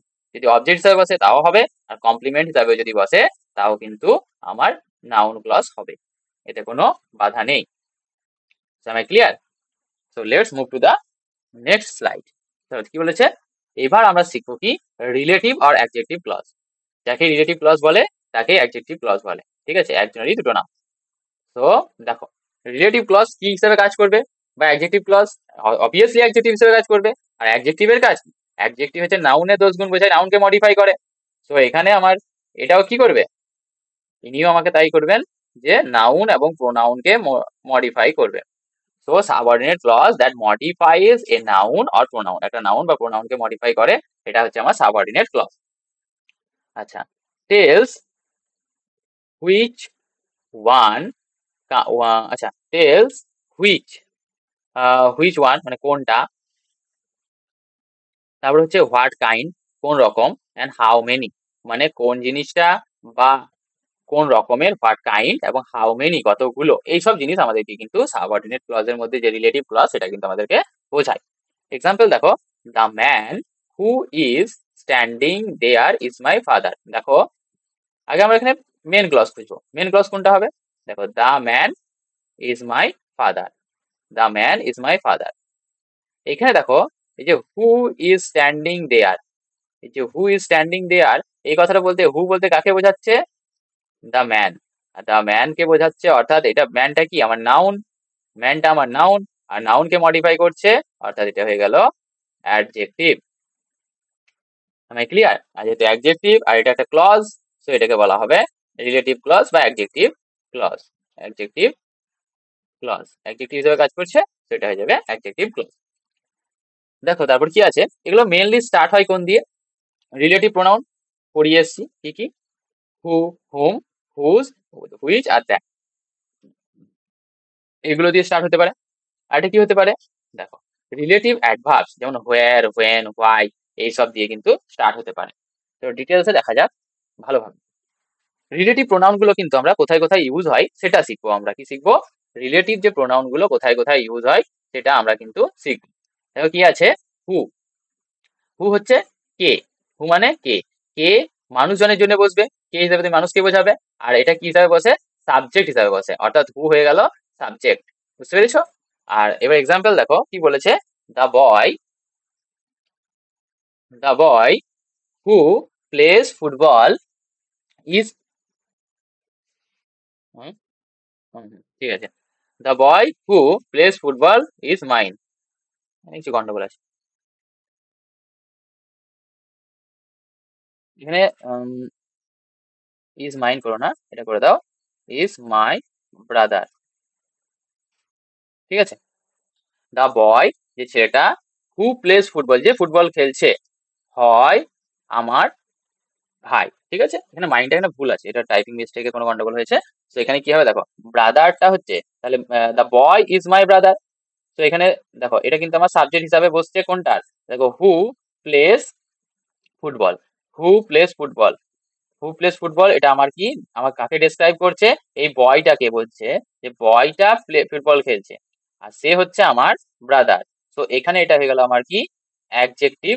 তো অ্যাডজেক্টিভ ক্লজ, এবং এটা হু আছে বলে এটা কি হয়ে গেল আমার, এই হুটা সাবজেক্ট, এটা আমার এখানে সাবজেক্ট হিসাবে কাজ করলো। বুঝতে পেরেছো? হু কার জন্য, সাবজেক্টে, এটাও ছিল সাবজেক্ট, এটা নাউন, আর নাউনের জন্য এটা বসেছে, আর এটাই সাবজেক্ট হিসাবে কাজ করছে এখানে। যেহেতু দেখো কি করলাম এটা আমি, আশা করছি বুঝতে পেরেছো। হুটা হচ্ছে সাবজেক্ট এবং এটা হচ্ছে আমার ভার্ব। আর ফুটবল খেলছে, আর এই পুরোটাই হচ্ছে আমার কি relative conjunction, sorry relative clause. তো দেখো হুম, পরে কি আছে হুম, এটাও মানুষকে বোঝাবে, আর এটা কিন্তু অবজেক্ট বোঝাবে, অবজেক্ট ফর্মাল অবজেক্টের ক্ষেত্রে বোঝাবে। দেখো the man whom we met is kind. দেখো দ্য ম্যান, যার সঙ্গে আমরা দেখা করেছি, এটা সাবজেক্ট নয় কিন্তু। সাবজেক্ট কোনটা? উই, এটা সাবজেক্ট, আর এটা সাবজেক্ট উই মেট। তারপর দেখো দ্য ম্যান ইজ কাইন্ড, এটা হয়ে গেল। বাট এখানে হুমটা আমার সাবজেক্ট নয়, উই মিট হুম, এটা হয়ে গেল আমার অবজেক্ট। ভালো করে বোঝার চেষ্টা করো। দেখো এই যে হুমটা দেখছো, ভালো করে তোমাকে বোঝাই আমি আরেকবার, দাঁড়াও। দ্য ম্যান, এই যে ম্যানটা, ইজ কাইন্ড, এটা আমার শেষ হয়ে গেল, অর্থাৎ এটা আমার মেন ক্লজ। আচ্ছা, হুম উই মেট, আচ্ছা আমি যদি এরকম লিখতাম, উই মেট মিস্টার, মিস্টার লেখার কি দরকার, এই যে ম্যানটাই লিখি, উই মেট দা ম্যান, ধরো এরকম লিখলাম। এখানে উই সাবজেক্ট, মেট ভার্ব, আর দা ম্যান হয়ে গেল আমার অবজেক্ট। আমি দেখো এখানে দা ম্যানের জায়গায় আমি এখানে কি লিখে দিয়েছি, উই মেট হুম, শুধু একটাই চেঞ্জ করেছি, এখানে হুমটাকে সামনে নিয়ে হুম উই মেট, এইটা করেছি, হুম উই মেট করেছি। অর্থাৎ দেখো ভালো করে বোঝার চেষ্টা করো কি আছে, এইটা কার জন্য বসেছে, এই হুমটা বসেছে আমার দ্য ম্যানটার জন্য। আর দ্য ম্যান এই সেন্টেন্সের মধ্যে কি ছিল, দ্য ম্যান এই সেন্টেন্সের মধ্যে অবজেক্ট ছিল। তো হুম বসেছে আমার অবজেক্টের জন্য, তো সেই জন্য হুম হচ্ছে অবজেক্টিভ, বুঝেছো? এটা অবজেক্ট। আর এই পুরো সেন্টেন্সটা হুম উই মেট, এটা কিন্তু সেন্টেন্স বলবো না, ক্লজটা, এটাকে বলা হয় রিলেটিভ ক্লজ। ক্লিয়ার? এবার দেখো হুজ, হুজ কার জন্য ইউজ করা হয়, হুজ, হুজ কার জন্য ইউজ করা হয়, পজেশনের জন্য। পজেশন অর্থাৎ এটা আমার ব্যাগ, নিজস্বতা, আমাদের দখল, সেটা বোঝানোর জন্য। দেখো দ্য গার্ল, মেয়েটা, whose bag is red is my friend. দেখো আমি যদি বলি the girl is my friend, এইটুকু আমার কি হয়ে গেল, main clause. The girl is my friend হয়ে গেল মেন ক্লজ। কিন্তু আমি বললাম, একটা জিনিস যোগ করে দিলাম কি, whose bag is red, whose bag is red, এই যে হুজ ব্যাগ ইজ রেড, এই যে দাঁড়া এটা কালারটা চেঞ্জ করি আর বুঝতে তোমাদের সুবিধা হবে, রেড করে দাও। হুজ ব্যাগ ইজ রেড মানে অর্থাৎ ব্যাগটা কার, কার বোঝাচ্ছে, যে এইটা হুজ দিয়ে আমি পজেশন বোঝাচ্ছি, অধিকার বোঝাচ্ছি, কার অধিকার, এই ব্যাগটার উপরে গার্লটার অধিকার বোঝাচ্ছি। সেই জন্য এটা হয়ে গেল আমার কি রিলেটিভ ক্লজ। ক্লিয়ার? আর এটা পজিশন বোঝাবে। আচ্ছা, হুইচ, হুইচ কার জন্য বসে, অ্যানিমেলের জন্য বা জিনিসের জন্য, থিংসের জন্য। দ্য কার ইজ মাইন, আমি যদি এরকম লিখি দ্য কার ইজ মাইন, গাড়িটা হয় আমার। এখানে লিখলাম দেখো হুইচ ইজ রেড, কোনটা রেড, কারটা রেড। কার সম্বন্ধে এখানে বলছি, কারটা কি, কারটা হচ্ছে জীবন নেই, তো থিংস, থিংস এর সম্বন্ধে আমি ডেসক্রাইব করছি। তো এটা হয়ে গেল আমার কি, এটা তো আমার রিলেটিভ ক্লজ হলোই। বাট এখানে হুইচটা কার জন্য বসে, থিংস এর জন্য বা অ্যানিমেলের জন্য। ক্লিয়ার? তো তারপরটা কি আছে দেখো, দ্যাট, দ্যাট হচ্ছে কি পিপল, অ্যানিম্যাল, থিংস। কি কি, পিপল, অ্যানিম্যাল এবং থিংস সমস্ত ক্ষেত্রেই কিন্তু দ্যাট বসে। আচ্ছা, দ্যাট বসার আরো কিছু কিছু নিয়ম আছে, যেমন সুপারলেটিভ ডিগ্রি যদি থাকে, দা অনলি, এইসব যদি ওয়ার্ড থাকে না, তাহলে কিন্তু দ্যাট বসে যায়। তো এটা আরো পরে তোমরা যখন প্রোনাউন যখন তোমাদের পড়াবো তখন কিন্তু আরো ডিটেলসে এগুলো বোঝাবো। তো এখন যেটুকু দরকার সেটুকু দেখো কি আছে, the house that Jack build is old. দেখো আমি যদি বলছি যে দ্য হাউস, কোনটা ছিল রে? এটা ছিল না, হ্যাঁ ঠিক আছে। আমি বলছি দেখো কি বলছি, দ্য হাউস আর ইজ ওল্ড, এটা হচ্ছে মেন ক্লজ। এখানে আমি লাগিয়েছি that Jack build, that Jack build, that বলতে কোনটাকে বোঝা যাচ্ছে, এই হাউসটাকে। তো হাউস যেহেতু বলা হচ্ছে যে কে বানিয়েছে, আচ্ছা এখানে দেখো দ্যাট, এখানে কিন্তু অবজেক্ট হিসাবেই বসছে, বাট এখানে অ্যানিমেলও বসে, পিপলও বসে, থিংসও বসে, সেই জন্য কিন্তু এখানে দ্যাট বসানো হয়েছে। বুঝতে পেরেছো? আশা করছি হু হুম হুজ আর হুইচ আর that, who whom whose which আর দ্যাট এর তোমাদের ইউজ ক্লিয়ার। বুঝতে পেরেছো? তাহলে হু বসে মানুষের জন্য আর সাবজেক্ট হিসেবে বসে, হুম বসে মানুষের জন্য অবজেক্ট হিসেবে বসে, হুজ বসে আমার পজেশন, এটা আমার দখল আছে, আমার অধিকার, সেটা বোঝানোর জন্য, হুইচ বসে অ্যানিম্যাল বা থিংস এর জন্য। বুঝতে পেরেছো? আর দ্যাট বসে পিপল, অ্যানিম্যাল, থিংস সমস্ত কিছুর জন্য। So am I clear? তো পরের জিনিস আসা যাক, পরেরটা দেখো রিলেটিভ অ্যাডভার্বস। অ্যাডভার্ব কি? অ্যাডভার্ব কোনগুলোকে আমাদের অ্যাডভার্ব যে আমরা দেখছি, আচ্ছা এখানে কি একটা মিস করলাম আমি? চলো। না ঠিক আছে, রিলেটিভ অ্যাডভার্বস।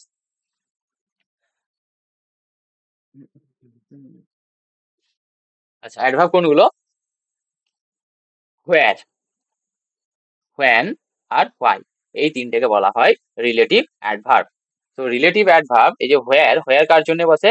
হোয়ার বসে জায়গার জন্য, প্লেসের জন্য। হোয়েন কার জন্য বসে? টাইমের জন্য। আর হোয়াই রিজনের জন্য। এটা তো বুঝতেই পারছো, হোয়ার মানে কোথায়, অর্থাৎ জায়গার কথা বলছে।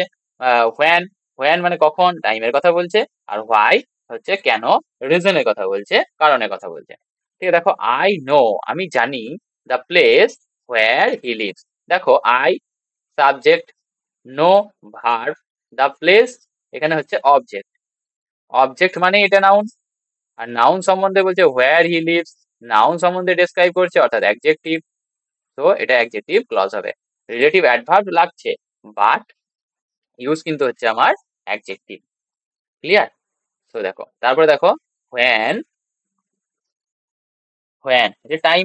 দেখো আই উইল নেভার ফরগেট, বলছে আমি কোনদিন ভুলবো না, দ্য ডে সেই দিনটাকে, when I meet my best friend, আমি যেদিন আমার বেস্ট ফ্রেন্ডের সঙ্গে দেখা হয়েছিল আমার, সেই দিনটাকে আমি কোনোদিন ভুলবো না।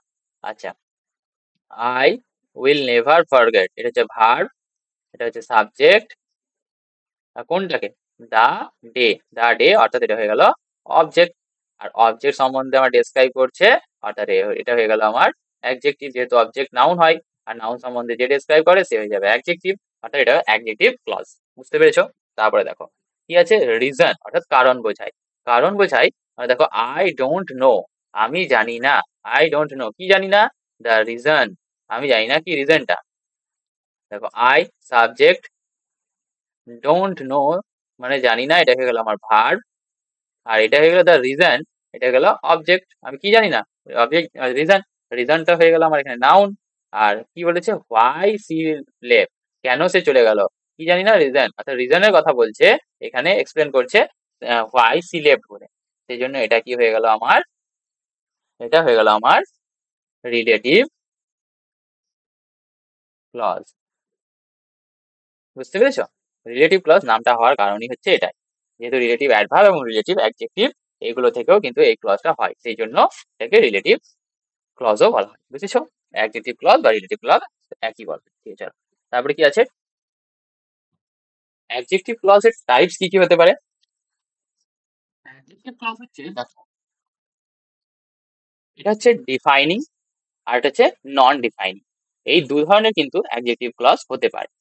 দেখো ডিফাইনিং অর্থাৎ কি, যেটাতে আমার কিন্তু সম্পূর্ণ দেখো এসেনশিয়াল ইনফরমেশন দেবে। দেখো আগে একটু কালারটা চেঞ্জ করে নিই,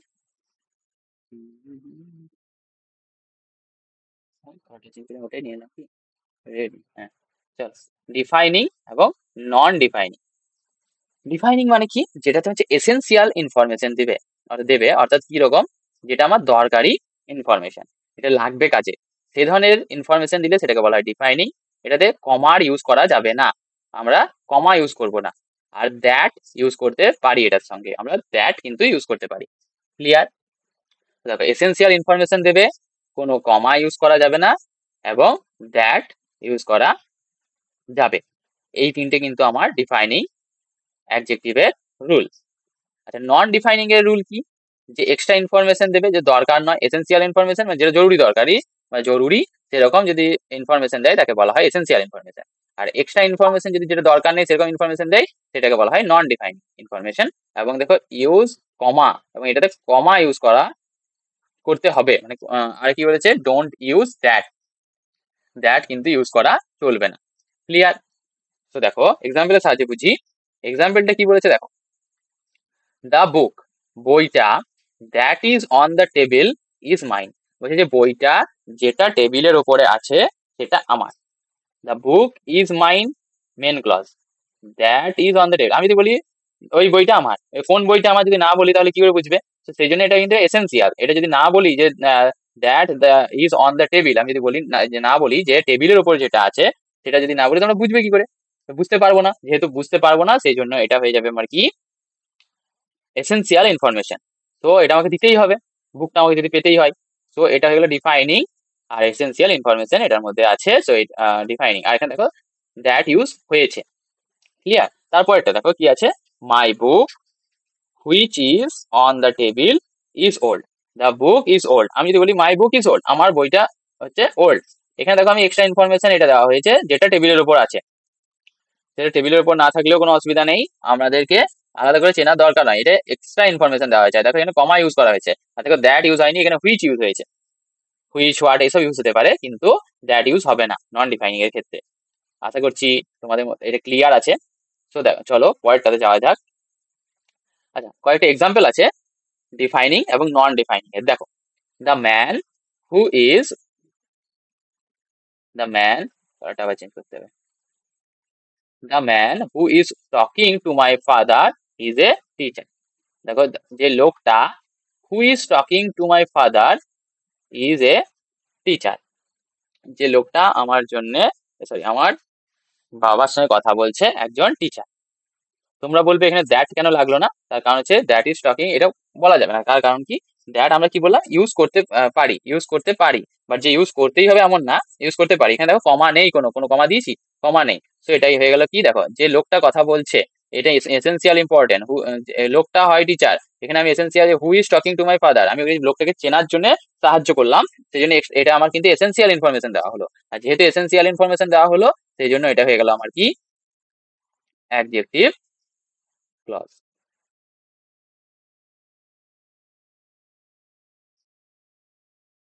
বুঝতে পেরেছো? এটা ডিফাইন করছে, আমাদের অ্যাডজেক্টিভ ক্লজ হবে, বাট এটা হলো ডিফাইনিং অ্যাডজেক্টিভ ক্লজ। আচ্ছা, আই রিমেম্বার, আমি, আমার মনে আছে, দ্য ডে, সেই দিনটা, হোয়েন উই ফার্স্ট মেট। দেখো আই রিমেম্বার দ্য ডে, এইটুকু আমার কি, আই রিমেম্বার দ্য ডে, এটা হয়ে গেল আমার মেন ক্লজ। আর এটা কিছু when we met, we first met, আমি যদি নাই বলি যে আমার কোন দিনটা মনে আছে, তাহলে কি করে এটা এক্সপ্লেন মানে করা যাবে, এটা ওকে, এখানে কিন্তু এসেন্সিয়াল ইনফরমেশন, এই ইনফরমেশনটা আমার দরকার বাক্যটাকে বোঝার জন্য। বুঝতে পেরেছো? তো এটা হচ্ছে আমার কি, ডিফাইনিং অ্যাডজেক্টিভ ক্লজ।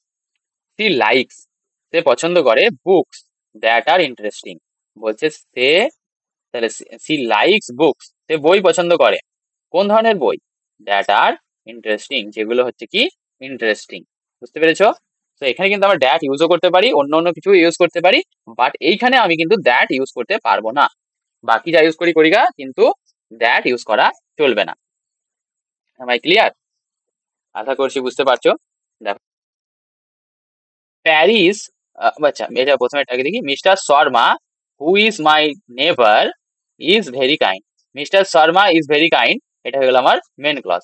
আমি এর সঙ্গে এক্সট্রা ইনফরমেশন দিচ্ছি, he is my, sorry who is my never, মানে যে আমার নেভার, আমার প্রতিবেশী। কিন্তু আমি যদি নাও বলি যে তিনি আমার প্রতিবেশী, তাহলে কিন্তু এখানে কোনো এসেন্সিয়াল জিনিস হচ্ছে না, যে না আমার মানেটা হবে না, তা তো নয়। সেই জন্য আমাকে কিন্তু এখানে আমি এক্সট্রা ইনফরমেশন দিয়েছি, যেহেতু এক্সট্রা ইনফরমেশন দিয়েছি, তাহলে হু ইজ মাই নেভার এটা হলো নন ডিফাইনিং রিলেটিভ ক্লজ। ক্লিয়ার? তারপরে দেখো, প্যারিস ইজ বিউটিফুল, প্যারিস হচ্ছে খুবই বিউটিফুল, খুবই সুন্দর। কিন্তু আমি প্যারিস সম্বন্ধে কি বলছি, which is the capital of France, extra information দিচ্ছি, কমা লাগাচ্ছি, হুইচ লাগিয়েছি, দ্যাট লাগাইনি। তো এটা হয়ে গেল non defining clause. Clear? So চলো মুভ করা যাক নেক্সটের দিকে। The last topic is our adverbial clause. তো আমাদের অ্যাডভার্ব ক্লজটাকে আমাদের কিন্তু বুঝতে হবে। ঠিক আছে, adverbial clause a dependent clause, adverbial clause হচ্ছে একটা ডিপেন্ডেন্ট ক্লজ, অর্থাৎ এটাও সাবঅর্ডিনেট ক্লজ। তো সাবঅর্ডিনেট ক্লজ দ্যাট মডিফাই, যেটা মডিফাই করে, এটা কাকে মডিফাই করে, একটা ভার্বকে। অ্যাডভার্বের কাজ কি, ভার্বকে মডিফাই করা, অ্যাডজেক্টিভকে মডিফাই করা এবং অ্যাডভার্বকে মডিফাই করা। তো আমাদের, আমরা কাদের, অ্যাডভার্ব কাদের কাদের মডিফাই করবে, অ্যাডভার্ব মডিফাই করবে ভার্বকে, অ্যাডজেক্টিভকে এবং অ্যাডভার্বকে। বুঝতে পেরেছো? এটা কি কি বলে, হোয়েন কখন, হোয়ার কোথায়, হোয়াই মানে কেন, হাউ মানে কিভাবে, এবং আন্ডার হোয়াট কন্ডিশন কোন কন্ডিশনে, কি জন্য, কেন করেছো, এই ধরনের। এক্সাম্পল একটা দেখা যাক কি আছে, আই স্টেড হোম, আমি বাড়িতে ছিলাম, বিকজ ইট ওয়াজ রেনিং, কারণ বৃষ্টি হচ্ছিল। এখানে কারণ বোঝাচ্ছি, দেখো এখানে কি কারণ দিচ্ছি, যে বৃষ্টি হচ্ছিল। সো দ্যাট ওয়াজ রেনিং, এইটা হয়ে গেল আমার কি, অ্যাডভার্ব ক্লজ, অ্যাডভার্বিয়াল ক্লজ বা অ্যাডভার্ব ক্লজ, যা লিখলাম না। ভালো করে লিখে দাও।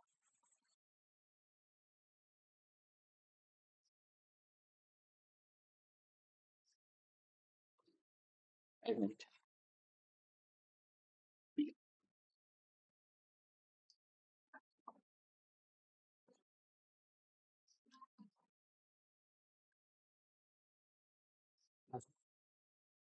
পরেরটা দেখো কি আছে, স্ট্রাকচার। অর্থাৎ আমরা এবার দেখবো স্ট্রাকচারটা কি হবে, কেমন ভাবে বসবে। দেখো, always has subject plus verb, subject plus verb থাকবে, ইন্ট্রোডিউস বাই, এখানে কিন্তু সাব অর্ডিনেটিং কনজাংশন থাকবে, কোঅর্ডিনেটিং কনজাংশন কিন্তু থাকবে না। কি থাকবে? Sub ordinating conjunction. Sub ordinating conjunction তোমাদেরকে প্রথমে পড়েছি, আর এর পরের স্লাইডেই তোমরা পাবে অনেকগুলো সাব অর্ডিনেটিং কনজাংশন। এবার কি করবে, এটা অ্যান্সার দেবে, এটা উত্তর দেবে কিসের, এই কোশ্চেন গুলো, কোনটা, হোয়েন, হোয়ার, হোয়াই, হাউ, এই কোশ্চেন গুলো করলে যে অ্যান্সারটা পাওয়া যাবে সেটাকে বলবো আমরা কি, অ্যাডভার্ব ক্লজ। ক্লিয়ার? তো দেখো এখানে একটা দেখো, আই উইল কল ইউ, আমি তোমাকে কল করব, কখন, when I reach home, যখন আমি বাড়িতে পৌঁছে যাব। এই কল ভার্ব এইটাকে করছে, কিন্তু এখানে মডিফাই করছে, কল করার টাইমটাকে বলতে চাইছে, অর্থাৎ টাইম, তাহলে অ্যাডভার্ব অফ টাইম। বুঝতে পেরেছো? অ্যাডভার্ব অফ টাইম, এটা হচ্ছে adverbial clause, adverb of time clause. বুঝতে পেরেছো? তারপরে দেখো কি আছে, এইখানে কিন্তু আমরা যে কি কি সাবঅর্ডিনেটিং কনজাংশন আমরা ইউজ করব অ্যাডভার্বিয়াল ক্লজের জন্য, সেগুলো কিন্তু আমরা জেনে নেব। টাইমের জন্য আমরা কোন কোনগুলো ইউজ করব, আমরা ইউজ করব, কালারটা চেঞ্জ করি একটু, বুঝতে তোমাদের সুবিধা হবে। হ্যাঁ, when, while, before, after, since, until। টাইমের ক্ষেত্রে when মানে কখন, while, তারপর before, after, since, until, এগুলো আমরা ইউজ করব, এগুলো হচ্ছে আমাদের সাবঅর্ডিনেটিং ক্লজ টাইমের ক্ষেত্রে। আচ্ছা, প্লেসের ক্ষেত্রে আমরা কি ইউজ করব, where and wherever। প্লেস মানে জায়গা ক্ষেত্রে where আর wherever ইউজ করব। রিজন কারণের জন্য বিকজ, সিন্স, অ্যাজ, এগুলো ইউজ করব, কি, বিকজ, সিন্স, অ্যাজ। আচ্ছা, পারপাস মানে কি উদ্দেশ্য সেটা বোঝানোর জন্য কি করব, so that, in order that, lest, এইসব ইউজ করব আমরা পারপাস বোঝানোর জন্য। কন্ডিশন মানে কি কি কন্ডিশনে করব, সেই রকম যদি থাকে কন্ডিশনাল সেন্টেন্সেও এটা হয়, if, unless, provided that, given that, এরকম যদি থাকে তাহলে আমরা করব, কন্ডিশনের ক্ষেত্রে আমরা এই ধরনের সাবঅর্ডিনেটিং কনজাংশন গুলো ইউজ করব। কন্ট্রাস্ট, কন্ট্রাস্ট মানে বিপরীত, ঠিক আছে, বিপরীত যদি কোনো ঘটনা বোঝাই, অর্থাৎ একটা দুটোর মধ্যে আলাদা আলাদা আছে, তখন আমরা অল দো, দো, ইভেন দো, হোয়ার অ্যাজ, এগুলো ইউজ করব। বুঝতে পেরেছো? কি কি, অলদো, দো, ইভেন দো, হোয়ার অ্যাজ। আচ্ছা, কম্পারিজন বা ম্যানার বোঝানোর জন্য আমরা কি ইউজ করব, কম্পারিজন মানে কারোর সাথে তুলনা বোঝানোর জন্য as, as if, as though, দেন, এসে যদি তুলনা করা বোঝায় তাহলে বলবো as if, as though, R then. Result যদি বোঝায়, রেজাল্ট বোঝানোর জন্য so that, such, sorry such that, so that, such that, এগুলো হচ্ছে আমার রেজাল্ট বোঝানোর জন্য। আচ্ছা, ডিগ্রি অর্থাৎ কতটা, দা মোর, দা মোর, ঠিক আছে, এটা হচ্ছে আমাদের adverbial clause. The more you read, the more, এরকম একটা থাকে, the more you read, the more you learn, এরকম ভাবে একটা স্ট্রাকচার থাকে এরকম। এটা হচ্ছে কি আমার দা মোর, দা মোর, এটা হচ্ছে আমার সাবঅর্ডিনেটিং কনজাংশন এক ধরনের। আচ্ছা, অ্যাজ থাকলেও এটা হচ্ছে সাবঅর্ডিনেটিং কনজাংশন, এটা ডিগ্রি বোঝায়, এটা পজিটিভ ডিগ্রি বোঝায়। বুঝতে পেরেছো? তো চলো পরেরটাতে আসা যাক, কি আছে, অ্যাডভার্ব ক্লজেস অফ টাইম। এবার প্রত্যেকটা অ্যাডভার্বের ক্লজের আবার অনেকগুলো ভাগ আছে, সেই ভাগগুলো আস্তে আস্তে আমরা কিন্তু দেখে নেব, বেশিক্ষণ লাগবে না। চলো শেষের মুখে আমরা পৌঁছে গেছি। চলো দেখো কি আছে, কনজাংশন আছে, কি কি কনজাংশন এখনই পড়ে এলাম, when, while, before, after, until, since, এগুলো হচ্ছে টাইমের ক্ষেত্রে বোঝায়।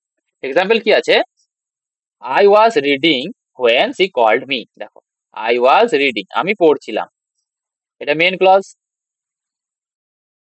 আর কি বললাম, হোয়েন সি কল্ড মি, আচ্ছা, যখন সে কল করলো তখন আমি পড়ছিলাম, তাহলে আমি পড়ছিলাম, কখন পড়ছিলাম, যখন সে কল করলো, টাইম বোঝাচ্ছে, তাহলে এটা হয়ে গেল অ্যাডভার্ব অফ টাইম। বুঝতে পেরেছো? Adverb clause of time. আচ্ছা, ওয়েট হেয়ার, এখানে অপেক্ষা করো, আনটিল আই কাম ব্যাক, যতক্ষণ না আমি আসছি। অপেক্ষা করব কতক্ষণ, অপেক্ষা করব কতক্ষণ, অপেক্ষা করা অর্থাৎ এটা ভার্বকে মডিফাই করছে, তো আনটিল আই কাম ব্যাক, এটা হয়ে গেল আমার কি, অ্যাডভার্ব ক্লজ অফ টাইম। আশা করছি ক্লিয়ার। চলো পরেরটা দেখা যাক কি আছে, adverb clause of place. Adverb clauses of place, জায়গা বোঝায়, কি কি, হোয়ার আর হোয়ার এভার। এক্সাম্পল কি আছে দেখো, আই উইল ফলো ইউ, আমি তোমাকে ফলো করব। হোয়ার এভার ইউ গো, তুমি যেখানেই যাবে। দেখো, ফলো করবে, কোথায় ফলো করবে? হোয়ার এভার ইউ গো, তুমি যেখানেই যাবে সেই জায়গাটা, এখানে জায়গার কথা বোঝানো হচ্ছে, বাট এটা আমার কোনটাকে, ফলো করাটাকে আমার মডিফাই করছে। সো এটা হয়ে গেল আমার অ্যাডভার্ব ক্লজ অফ প্লেস। বুঝতে পেরেছো? Adverb clause of place. আচ্ছা, sit where I can see you, এখানে বসো যেখানে আমি তোমাকে দেখতে পারবো। So where I can see you, এটা কি আমার ভার্ব, ভার্বটাকে মডিফাই করছে কোনটা? I can see you. Where I can see you, sit, এই সরি, এখানে হোয়ারটাকে ভার্ব লিখে দিলাম, ভাব হচ্ছে আসলে এই সিটটা। সিট কোথায় সিট করবে? Where I can see you, যেখানে আমি তোমাকে দেখতে পাবো। সো এই যে where I can see you, এটা হয়ে গেল আমার কি? Adverb clause of place. আচ্ছা, এখানে তুমি বলবে যে এখানে সিট বললাম, তো এখানে তো তোমার কোনো সাবজেক্ট নেই, তাহলে তো এটা ভুল। আমি যেহেতু বলেছি সাবজেক্ট থাকে, আর এখানে একটা সাবজেক্ট একটা ভাব থাকবে তবে ক্লজ হবে। সেখানে সাবজেক্ট আছে, যেহেতু এটা হচ্ছে ইম্পারেটিভ সেন্টেন্স, তার জন্য ইউ এখানে আমার সাবজেক্ট আছে, বাট এটা আমরা লিখি না। বুঝতে পেরেছো? তো দেখো পরেরটা কি আছে, দেখো adverb clauses of reason. Adverb clauses of reason, কারণ। কি রকমের কারণ বোঝাই? বিকজ দিয়ে, সিন্স দিয়ে, অ্যাজ দিয়ে। দেখো, আই স্টেড হোম, আমি বাড়িতে রইলাম, বিকজ ইট ওয়াজ রেনিং, কারণ বৃষ্টি হচ্ছিল। কারণ বোঝাচ্ছে, যেহেতু কারণ বোঝাচ্ছে, তো এটা হয়ে গেল আই স্টেড হোম, এটা মেন ক্লজ বা প্রিন্সিপাল ক্লজ। আর এটা বোঝাচ্ছে বিকজ ইট ওয়াজ রেনিং, এটা হয়ে গেল আমার অ্যাডভার্ব ক্লজ অফ রিজন। বুঝতে পেরেছো? অ্যাডভার্ব ক্লজেস অফ রিজন, কারণ বোঝাচ্ছে। Since you are here, let's start the meeting, let us start the meeting. ঠিক আছে, এই কেন মিটিংটা শুরু করব? কারণটা কি? Since you are here. তো এই যে কারণ, এটা কারণ বোঝাচ্ছে, সেই জন্য হয়ে গেল যেহেতু তুমি এখানে আছো, তাহলে চলো মিটিংটা শুরু করা যাক। তো এইটা হয়ে গেল আমার কি? সিন্স ইউ আর হেয়ার, এটা হয়ে গেল adverb clauses of reason. Clear? তো দেখো পরেরটা, দেখো কি আছে, adverb clauses of purpose. Adverb clauses of purpose, purpose অর্থাৎ উদ্দেশ্য। কি হিসাবে? So that, in order, that, lest, এসব থাকলে হয় adverb clauses of purpose. Example কি হবে? দেখো, he studied hard so that he may pass in the exam.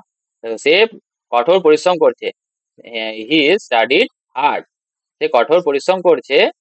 কেন কঠোর পরিশ্রম করছে? তার কারণ সো দ্যাট, যাতে, এই উদ্দেশ্যটা কি, যে হি মে পাস দ্য এক্সাম, সে নিশ্চয়ই পাস, এক্সামটা পাস করে যাবে, তার জন্য সে প্রচন্ড কষ্ট করে, হার্ড ওয়ার্ক করে, বা প্রচন্ড পড়াশোনা করছে। এটা কি হচ্ছে রে ভাই, হচ্ছে বুঝে কি লিখতে? সো দ্যাট, সো দ্যাট এটা কি আমার, কি বোঝাচ্ছে? পারপাস বোঝাচ্ছে, আমার উদ্দেশ্য বোঝাচ্ছে। আমার উদ্দেশ্যটা কি? আমি যেন পরীক্ষাতে পাস করি, তার জন্য পড়ছি। হি স্টাডিড হার্ড, এটা হয়ে গেল আমার কি?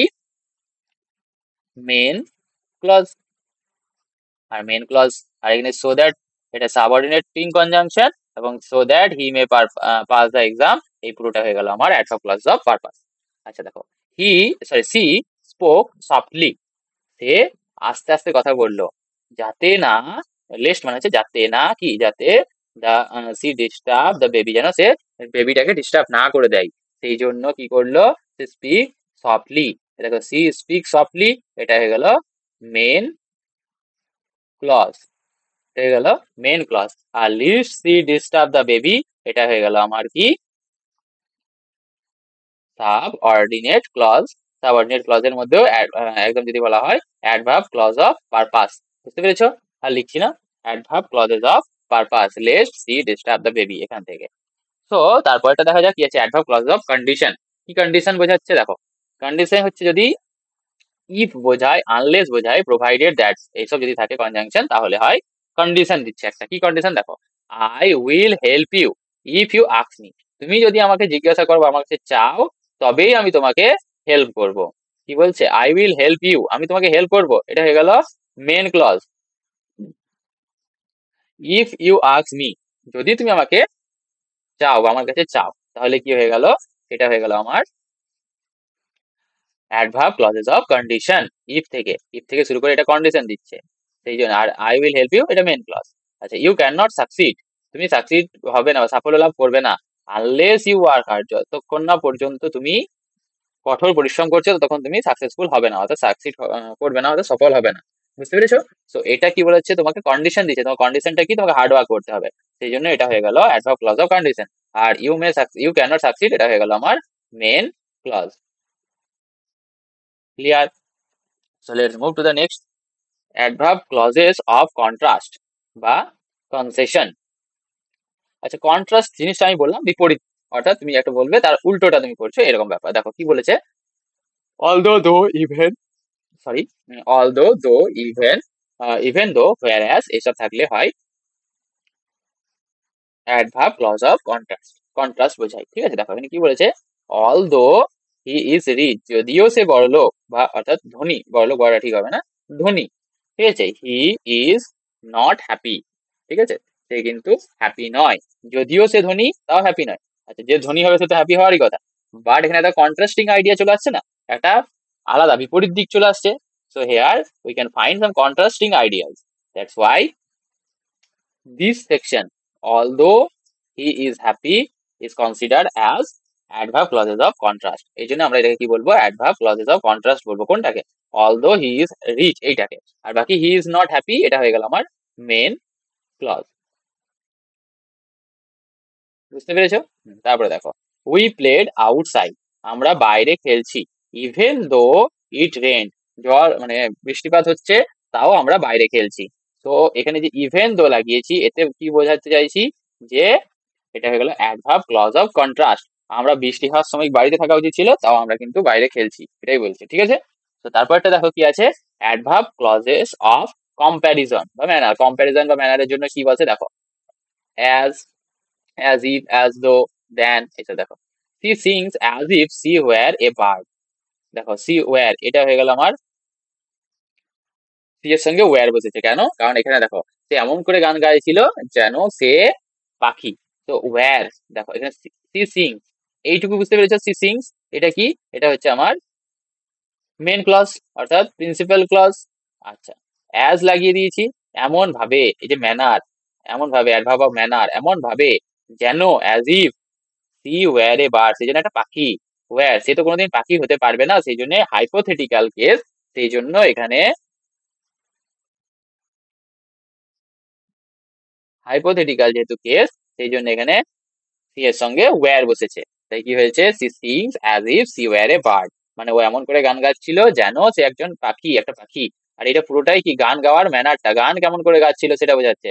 আর গানটা কি ভার্বের মডিফাই করছে, অ্যাডভার্ব, আর অ্যাডভার্বটা কেমন ভাবে, যে ম্যানারটা বোঝাচ্ছে, সেই জন্য অ্যাডভার্ব অফ ম্যানার, বা কম্প্যারিজনও হচ্ছে কার সঙ্গে, পাখির সঙ্গে, সেই জন্য অ্যাডভার্ব ক্লজ অফ কম্প্যারিজনও হচ্ছে। ঠিক আছে, হি ইজ টলার, দ্যান লেগে গেছে, দ্যান আই অ্যাম, আমার থেকে টলার।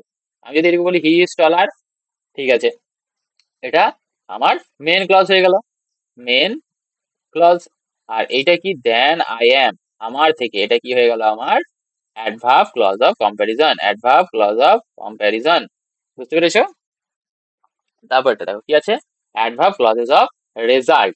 এই যে রেজাল্ট বোঝাই কি দিয়ে বোঝাই, সো দ্যাট, সাচ দ্যাট, এইসব দিয়ে। এক্সাম্পলের সাহায্যে বুঝি, দেখো, হি স্পোক সো লাউডলি, সে এত জোরে বললো, দ্যাট, যে, এভরিওয়ান হার্ড হিম, মানে সে এত জোরে বললো, she spoke so hardly, so that, দেখো সো দ্যাট, সো দ্যাট এগুলো দিয়ে আসছে, spoke so loudly that everyone heard him, এত জোরে বললো যে সকলে কিন্তু শুনতে পেয়ে গেল।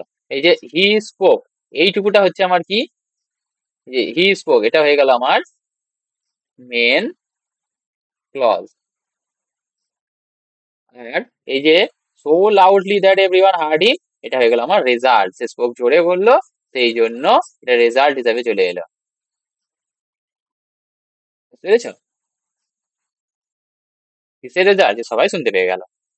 It was such a cold day that we stayed inside, বলছে এটা এতটাই কি ছিল, ঠান্ডার দিন ছিল, যে আমরা বাড়িতেই থাকলাম। It was such a cold day, এটা এতটা কি ছিল, ঠান্ডার দিন ছিল, এইটুকু। বুঝতে পেরেছো? এটা main clause, it was such a cold day, such এইটুকু না, এটা মেন ক্লজ না, sorry for that, it was, এটা হচ্ছে আমার কি, মেন ক্লজ। ইট ওয়াজ কি, ইট ওয়াজ এ কোল্ড ডে, এটা হচ্ছে মেন ক্লজ। কিন্তু এই সাচ লাগিয়ে এখান থেকে শুরু করে আমি কি করে দিয়েছি, এটাকে সাচ দ্যাট যোগ করে এটাকে আমি কি করে দিয়েছি, রেজাল্ট হিসাবে। ইট ওয়াজ এ কোল্ড ডে, সাচ কোল্ড, এতটাই ঠান্ডার দিন যে উই স্টেড ইনসাইড, সেই জন্য আমরা কিন্তু বাড়িতেই থাকলাম। আশা করছি বুঝতে পেরেছো। দেখো তারপরটা দেখো কি আছে, অ্যাডভার্ব ক্লজেস অফ ডিগ্রি। দেখো ডিগ্রি বোঝাই কিরকম, কনজাংশন দেখো দ্য মোর এটা বলেছিলাম। আর এই তো, the more you study the more you learn, এবং অ্যাজ দেখো কি আছে, এটা একটু আগে এই উদাহরণটা দিলাম, দ্য মোর ইউ স্টাডি তুমি যত পড়বে, দ্য মোর ইউ লার্ন, বুঝতে পেরেছো? এটা হয়ে গেল আমার ডিগ্রি বোঝাচ্ছে। এবং he is tall as his brother, he is tall but as tall as his brother, সে এমন লম্বা, সে হচ্ছে তার ভাইয়ের মতনই লম্বা, বুঝতে পেরেছো? দেখো হি ইজ সাবজেক্ট ভার্ব আছে, আর এখানে হচ্ছে অ্যাজ টল, হি ইজ টল, কিন্তু এত টল, এই অ্যাজ লাগিয়ে তার ভাইয়ের সঙ্গে তুলনা করা হয়েছে। আর ডিগ্রি, এটা পজিটিভ ডিগ্রি বোঝানো হয়েছে, বুঝেছো? চলো, position of adverb clause. Adverb ক্লজের পজিশন কোথায় কোথায়, আমরা অ্যাডভার্ব ক্লজ লাগাবো কোথায় কোথায়, আমরা প্রথমে লাগাবো না শেষে লাগাবো, সেটা দেখবো, তাই তো? Can come before or after the main clause, হচ্ছে মেন ক্লজের আগেও আসতে পারে, মেন ক্লজের পরেও আসতে পারে, কিন্তু যদি আগে আসে use a comma if at the beginning, যদি আগে আসে তাহলে একটা কমা কিন্তু আমাকে ইউজ করতে হবে। কি বলে দেখো, when when the bell rang, দেখো এখানে হোয়েনটাকে লাগিয়েছি, তো যেহেতু হোয়েনটাকে লাগিয়েছি, তো এটা হয়ে গেল আমার কি, এটা হয়ে গেল আমার অ্যাডভার্ব ক্লজ, অ্যাডভার্বিয়াল ক্লজ। আর এখানে কি আছে, the students left the class. আচ্ছা, এই যে ওই when the bell rang the students left the class, এখানে বুঝতে পারছো the student left the class, এটা হয়ে গেল আমার মেন ক্লজ, এটা মেন ক্লজ। আর মেন ক্লজের আগে কিন্তু আমি লাগিয়েছি অ্যাডভার্ব, যেহেতু আগে লাগিয়েছি সেই জন্য এখানে একটা কমা দিতে হয়েছে। কিন্তু the students left the class, এবার তারপরে আমি যদি এখন লাগিয়েছি হোয়েন দ্য বেল র্যাং, এটা হয়ে গেল আমার অ্যাডভার্বিয়াল ক্লজ, অ্যাডভার্ব ক্লজ। আর এটা হয়ে গেল আমার কি, মেন ক্লজ, সেই জন্য এটা কি হয়ে যাবে আমার, এখানে কোনো কমা লাগানোর দরকার নেই। তো প্রথমে বসতে পারে এবং পরেও বসতে পারে, যদি প্রথমে বসে তাহলে কিন্তু আমরা কমা লাগাবো। Am I clear? So let's practice it. এই যেগুলো শিখলাম একটু প্র্যাকটিস করে নিই, খুব তাড়াতাড়ির মধ্যে করবো, কারণ অনেকটা বড় এমনিতেই ভিডিও হয়ে গেছে। তো দেখো, I know that she is honest, I know আমি জানি, আই নো কি জানি, I know that, I know it যদি আমি বসাতে চাই তাহলে হয়ে যাবে, so I know that she is honest, আমি কি জানি, এই হোয়াট এর অ্যান্সার আসছে, সো হোয়াট এর অ্যান্সার এলে হয় নাউন ক্লজ, বুঝতে পেরেছো? তারপরে দেখো, the book which you gave me is very interesting, দেখো দ্য বই, যে বইটা যেটা ইজ ভেরি ইন্টারেস্টিং, কিন্তু কোনটা, যেটা তুমি দিয়েছিলে, সো এখানে এখানে আমার কোনটা সাবঅর্ডিনেট ক্লজ, এইটা, আর এটাকে বলবো আমরা কি, অ্যাডজেক্টিভ ক্লজ, যেহেতু এটা বইটা সম্বন্ধে, এই যে বইটা নাউন, এই নাউন সম্বন্ধে এক্সট্রা ইনফরমেশন দিচ্ছে, এবং কি হিসাবে দিচ্ছে না, কোন জিনিসটা এটা দিচ্ছে, তো এক্সট্রা ইনফরমেশন যখন দিচ্ছে সেই জন্য এটাকে বলবো আমরা কি, অ্যাডজেক্টিভ ক্লজ, তাই তো? তারপর কি বলেছে, উই স্টেড অ্যাট হোম, আমরা বাড়িতে থেকে গেলাম, বিকজ ইট ওয়াজ রেনিং, কারণ এটা রেন হচ্ছিল, বৃষ্টি পড়ছিল, রেনিং বিকজ, এই যে বিকজ দেখলাম সাবঅর্ডিনেটিং কনজাংশন, তো সাবঅর্ডিনেটিং কনজাংশন, তো এটা হয়ে গেল আমার অ্যাডভার্বিয়াল ক্লজ, এটা অ্যাডভার্বিয়াল ক্লজ, এটা হচ্ছে কারণ বোঝাচ্ছে, তো রিজন বোঝাচ্ছে, ঠিক আছে? সি সেড, সে বললো, এটা মেন ক্লজ। তারপরে দেখো that she would help me, যে সে আমাকে হেল্প করবে, এই যে that she would help me, এটা হয়ে গেল আমার কি, যে সে আমাকে সাহায্য করবে, তো এটা আমার কি হবে, নাউন ক্লজ, বুঝতে পেরেছো? যে সে বললো, কি বললো, যে সে আমাকে হেল্প করবে। I don't like people who tells lies, বলছে আমি লোকজনকে, সেরকম লোকজনকে পছন্দ করি না যে মিথ্যা কথা বলে, যে এই যে হু হু হু টেলস লাইস কার জন্য বলা হচ্ছে, পিপলদের জন্য, অর্থাৎ এটা হয়ে গেল আমার কি, অ্যাডজেক্টিভ ক্লজ, বুঝতে পেরেছো? আচ্ছা, ইফ ইউ ওয়ার্ক হার্ড, তুমি যদি মানে কঠিন পরিশ্রম করো, ইফ ইউ দেখো কন্ডিশন বলে দিচ্ছে, কন্ডিশন বলে দিলে অ্যাডভার্ব ক্লজ অফ কন্ডিশন, বুঝতে, সরি অ্যাডজেক্টিভ লিখে দিলাম, এটা অ্যাডভার্ব ক্লজ অফ কন্ডিশন, বুঝতে পেরেছো? You will succeed main clause. আচ্ছা, হি আস্কড, সে জিজ্ঞাসা করলো, whether I had completed the task, আমি কি টাস্কটা কমপ্লিট করেছি সেটা জিজ্ঞাসা করলো, তাহলে whether, সে জিজ্ঞাসা করলো, কি জিজ্ঞাসা করলো, যে whether আমি কি করেছি, এই যে কি, ও কি জিজ্ঞাসা করলো, এই পুরো কোশ্চেনটা এটা জিজ্ঞাসা করলো, so whether I had completed the task, আমি কি টাস্কটা কমপ্লিট করেছি এটা জিজ্ঞাসা করলো, এটা কি, কি দিয়ে কোশ্চেন করলে অ্যান্সার আসছে, সো এটা কি হয়ে গেল আমার নাউন ক্লজ, কারণ কি, এটা অবজেক্ট হিসাবে বসেছে, কিসের অবজেক্ট, এটা হচ্ছে ভার্বের অবজেক্ট হিসাবে, ঠিক আছে? This is the place where I was born। বলছে এটা সেই জায়গা, জায়গাটা সম্বন্ধে, জায়গাটা কি, this is, this subject is হয়, দা প্লেস নাউন, নাউনের সম্বন্ধে এক্সট্রা ইনফরমেশন দিচ্ছে, সেটা হয়ে গেল আমার অ্যাডজেক্টিভ, সেটা adjective clause. Clear? Although he was tired, যদিও সে ছিল টায়ার্ড, হি কন্টিনিউড ওয়ার্কিং। বলছে যদিও সে টায়ার্ড ছিল, টায়ার্ড থাকলে তার রেস্ট করা উচিত, টায়ার্ড থাকলে তার রেস্ট করা উচিত, বাট এখানে রেস্ট না করে সে কিন্তু হার্ড ওয়ার্কিং করছিল, কাজ করছিল। সো এটা কি, এটা কন্ট্রাস্টিং আইডিয়া বোঝাচ্ছে। সো অলদো থেকে এই টায়ার্ড পর্যন্ত এটা হয়ে গেল আমার কি, অ্যাডভার্ব ক্লজ অফ কন্ট্রাস্ট। কিন্তু আমি পুরোটা লিখছি না, অ্যাডভার্ব ক্লজই লিখলাম, ঠিক আছে। আই উইল ওয়েট, আমি ওয়েট করব কতক্ষণ, until you finish your homework. দেখো আনটিল, আনটিল থেকে এই পর্যন্ত, হোমওয়ার্ক পর্যন্ত, এটা আমার কি, সাবঅর্ডিনেটিং ক্লজ। কোন ধরনের সাবঅর্ডিনেটিং ক্লজ? অ্যাডভার্বিয়াল। আর অ্যাডভার্বিয়াল কিসের, টাইম বোঝাচ্ছে। So adverbial clause of time, adverbial clause of time. So অনেক বড় ভিডিও হয়ে গেল, চলো আরেকবার রিভিশন করে এটাকে শেষ করে দিই। তো আমরা ক্লজ পড়লাম, ক্লজ কাকে বলে, সাবজেক্ট প্লাস ভার্ব, এটাকে থাকলে এটাকে ক্লজ বলে। ইন্ডিপেন্ডেন্ট ক্লজ আর ডিপেন্ডেন্ট ক্লজ দুভাগে ভাগ করা যায়। ইন্ডিপেন্ডেন্ট ক্লজ কি, যেটা হচ্ছে কারোর উপর ডিপেন্ড করে থাকে না, অর্থাৎ এটা নিজেই কিন্তু একটা সেন্টেন্স গঠন করতে পারে। আর ডিপেন্ডেন্ট ক্লজ কি, ডিপেন্ডেন্ট ক্লজ হচ্ছে কি, এটা হচ্ছে একটা ইন্ডিপেন্ডেন্ট ক্লজের উপর কিন্তু ডিপেন্ড করে থাকে। সো ইন্ডিপেন্ডেন্ট ক্লজকে দুটি ভাগে ভাগ করা যায়, একটা হচ্ছে মেন ক্লজ বা প্রিন্সিপাল ক্লজ, একটা হচ্ছে কোঅর্ডিনেট ক্লজ। কি কি ভাগে ভাগ করা যায়, একটা হচ্ছে মেন ক্লজ আর একটা হচ্ছে কোঅর্ডিনেট ক্লজ। ক্লিয়ার?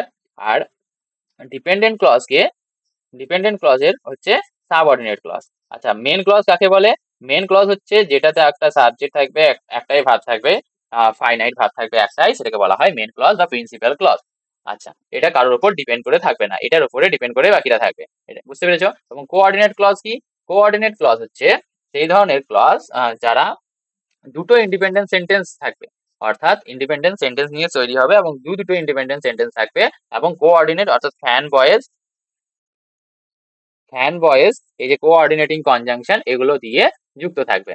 আচ্ছা সাবঅর্ডিনেট, সাবঅর্ডিনেট কি, দেখো সাবঅর্ডিনেট আবার তিনটে ভাগ আছে। সাবঅর্ডিনেট কি আগে বুঝিনি, সাবঅর্ডিনেট হচ্ছে ডিপেন্ড করে থাকবে এবং এটা নিজে থেকে কিন্তু তৈরি, মানে কোনো সেন্টেন্স নিজে থেকে একাই বসে কিন্তু কোনো সেন্টেন্স তৈরি করতে পারবে না।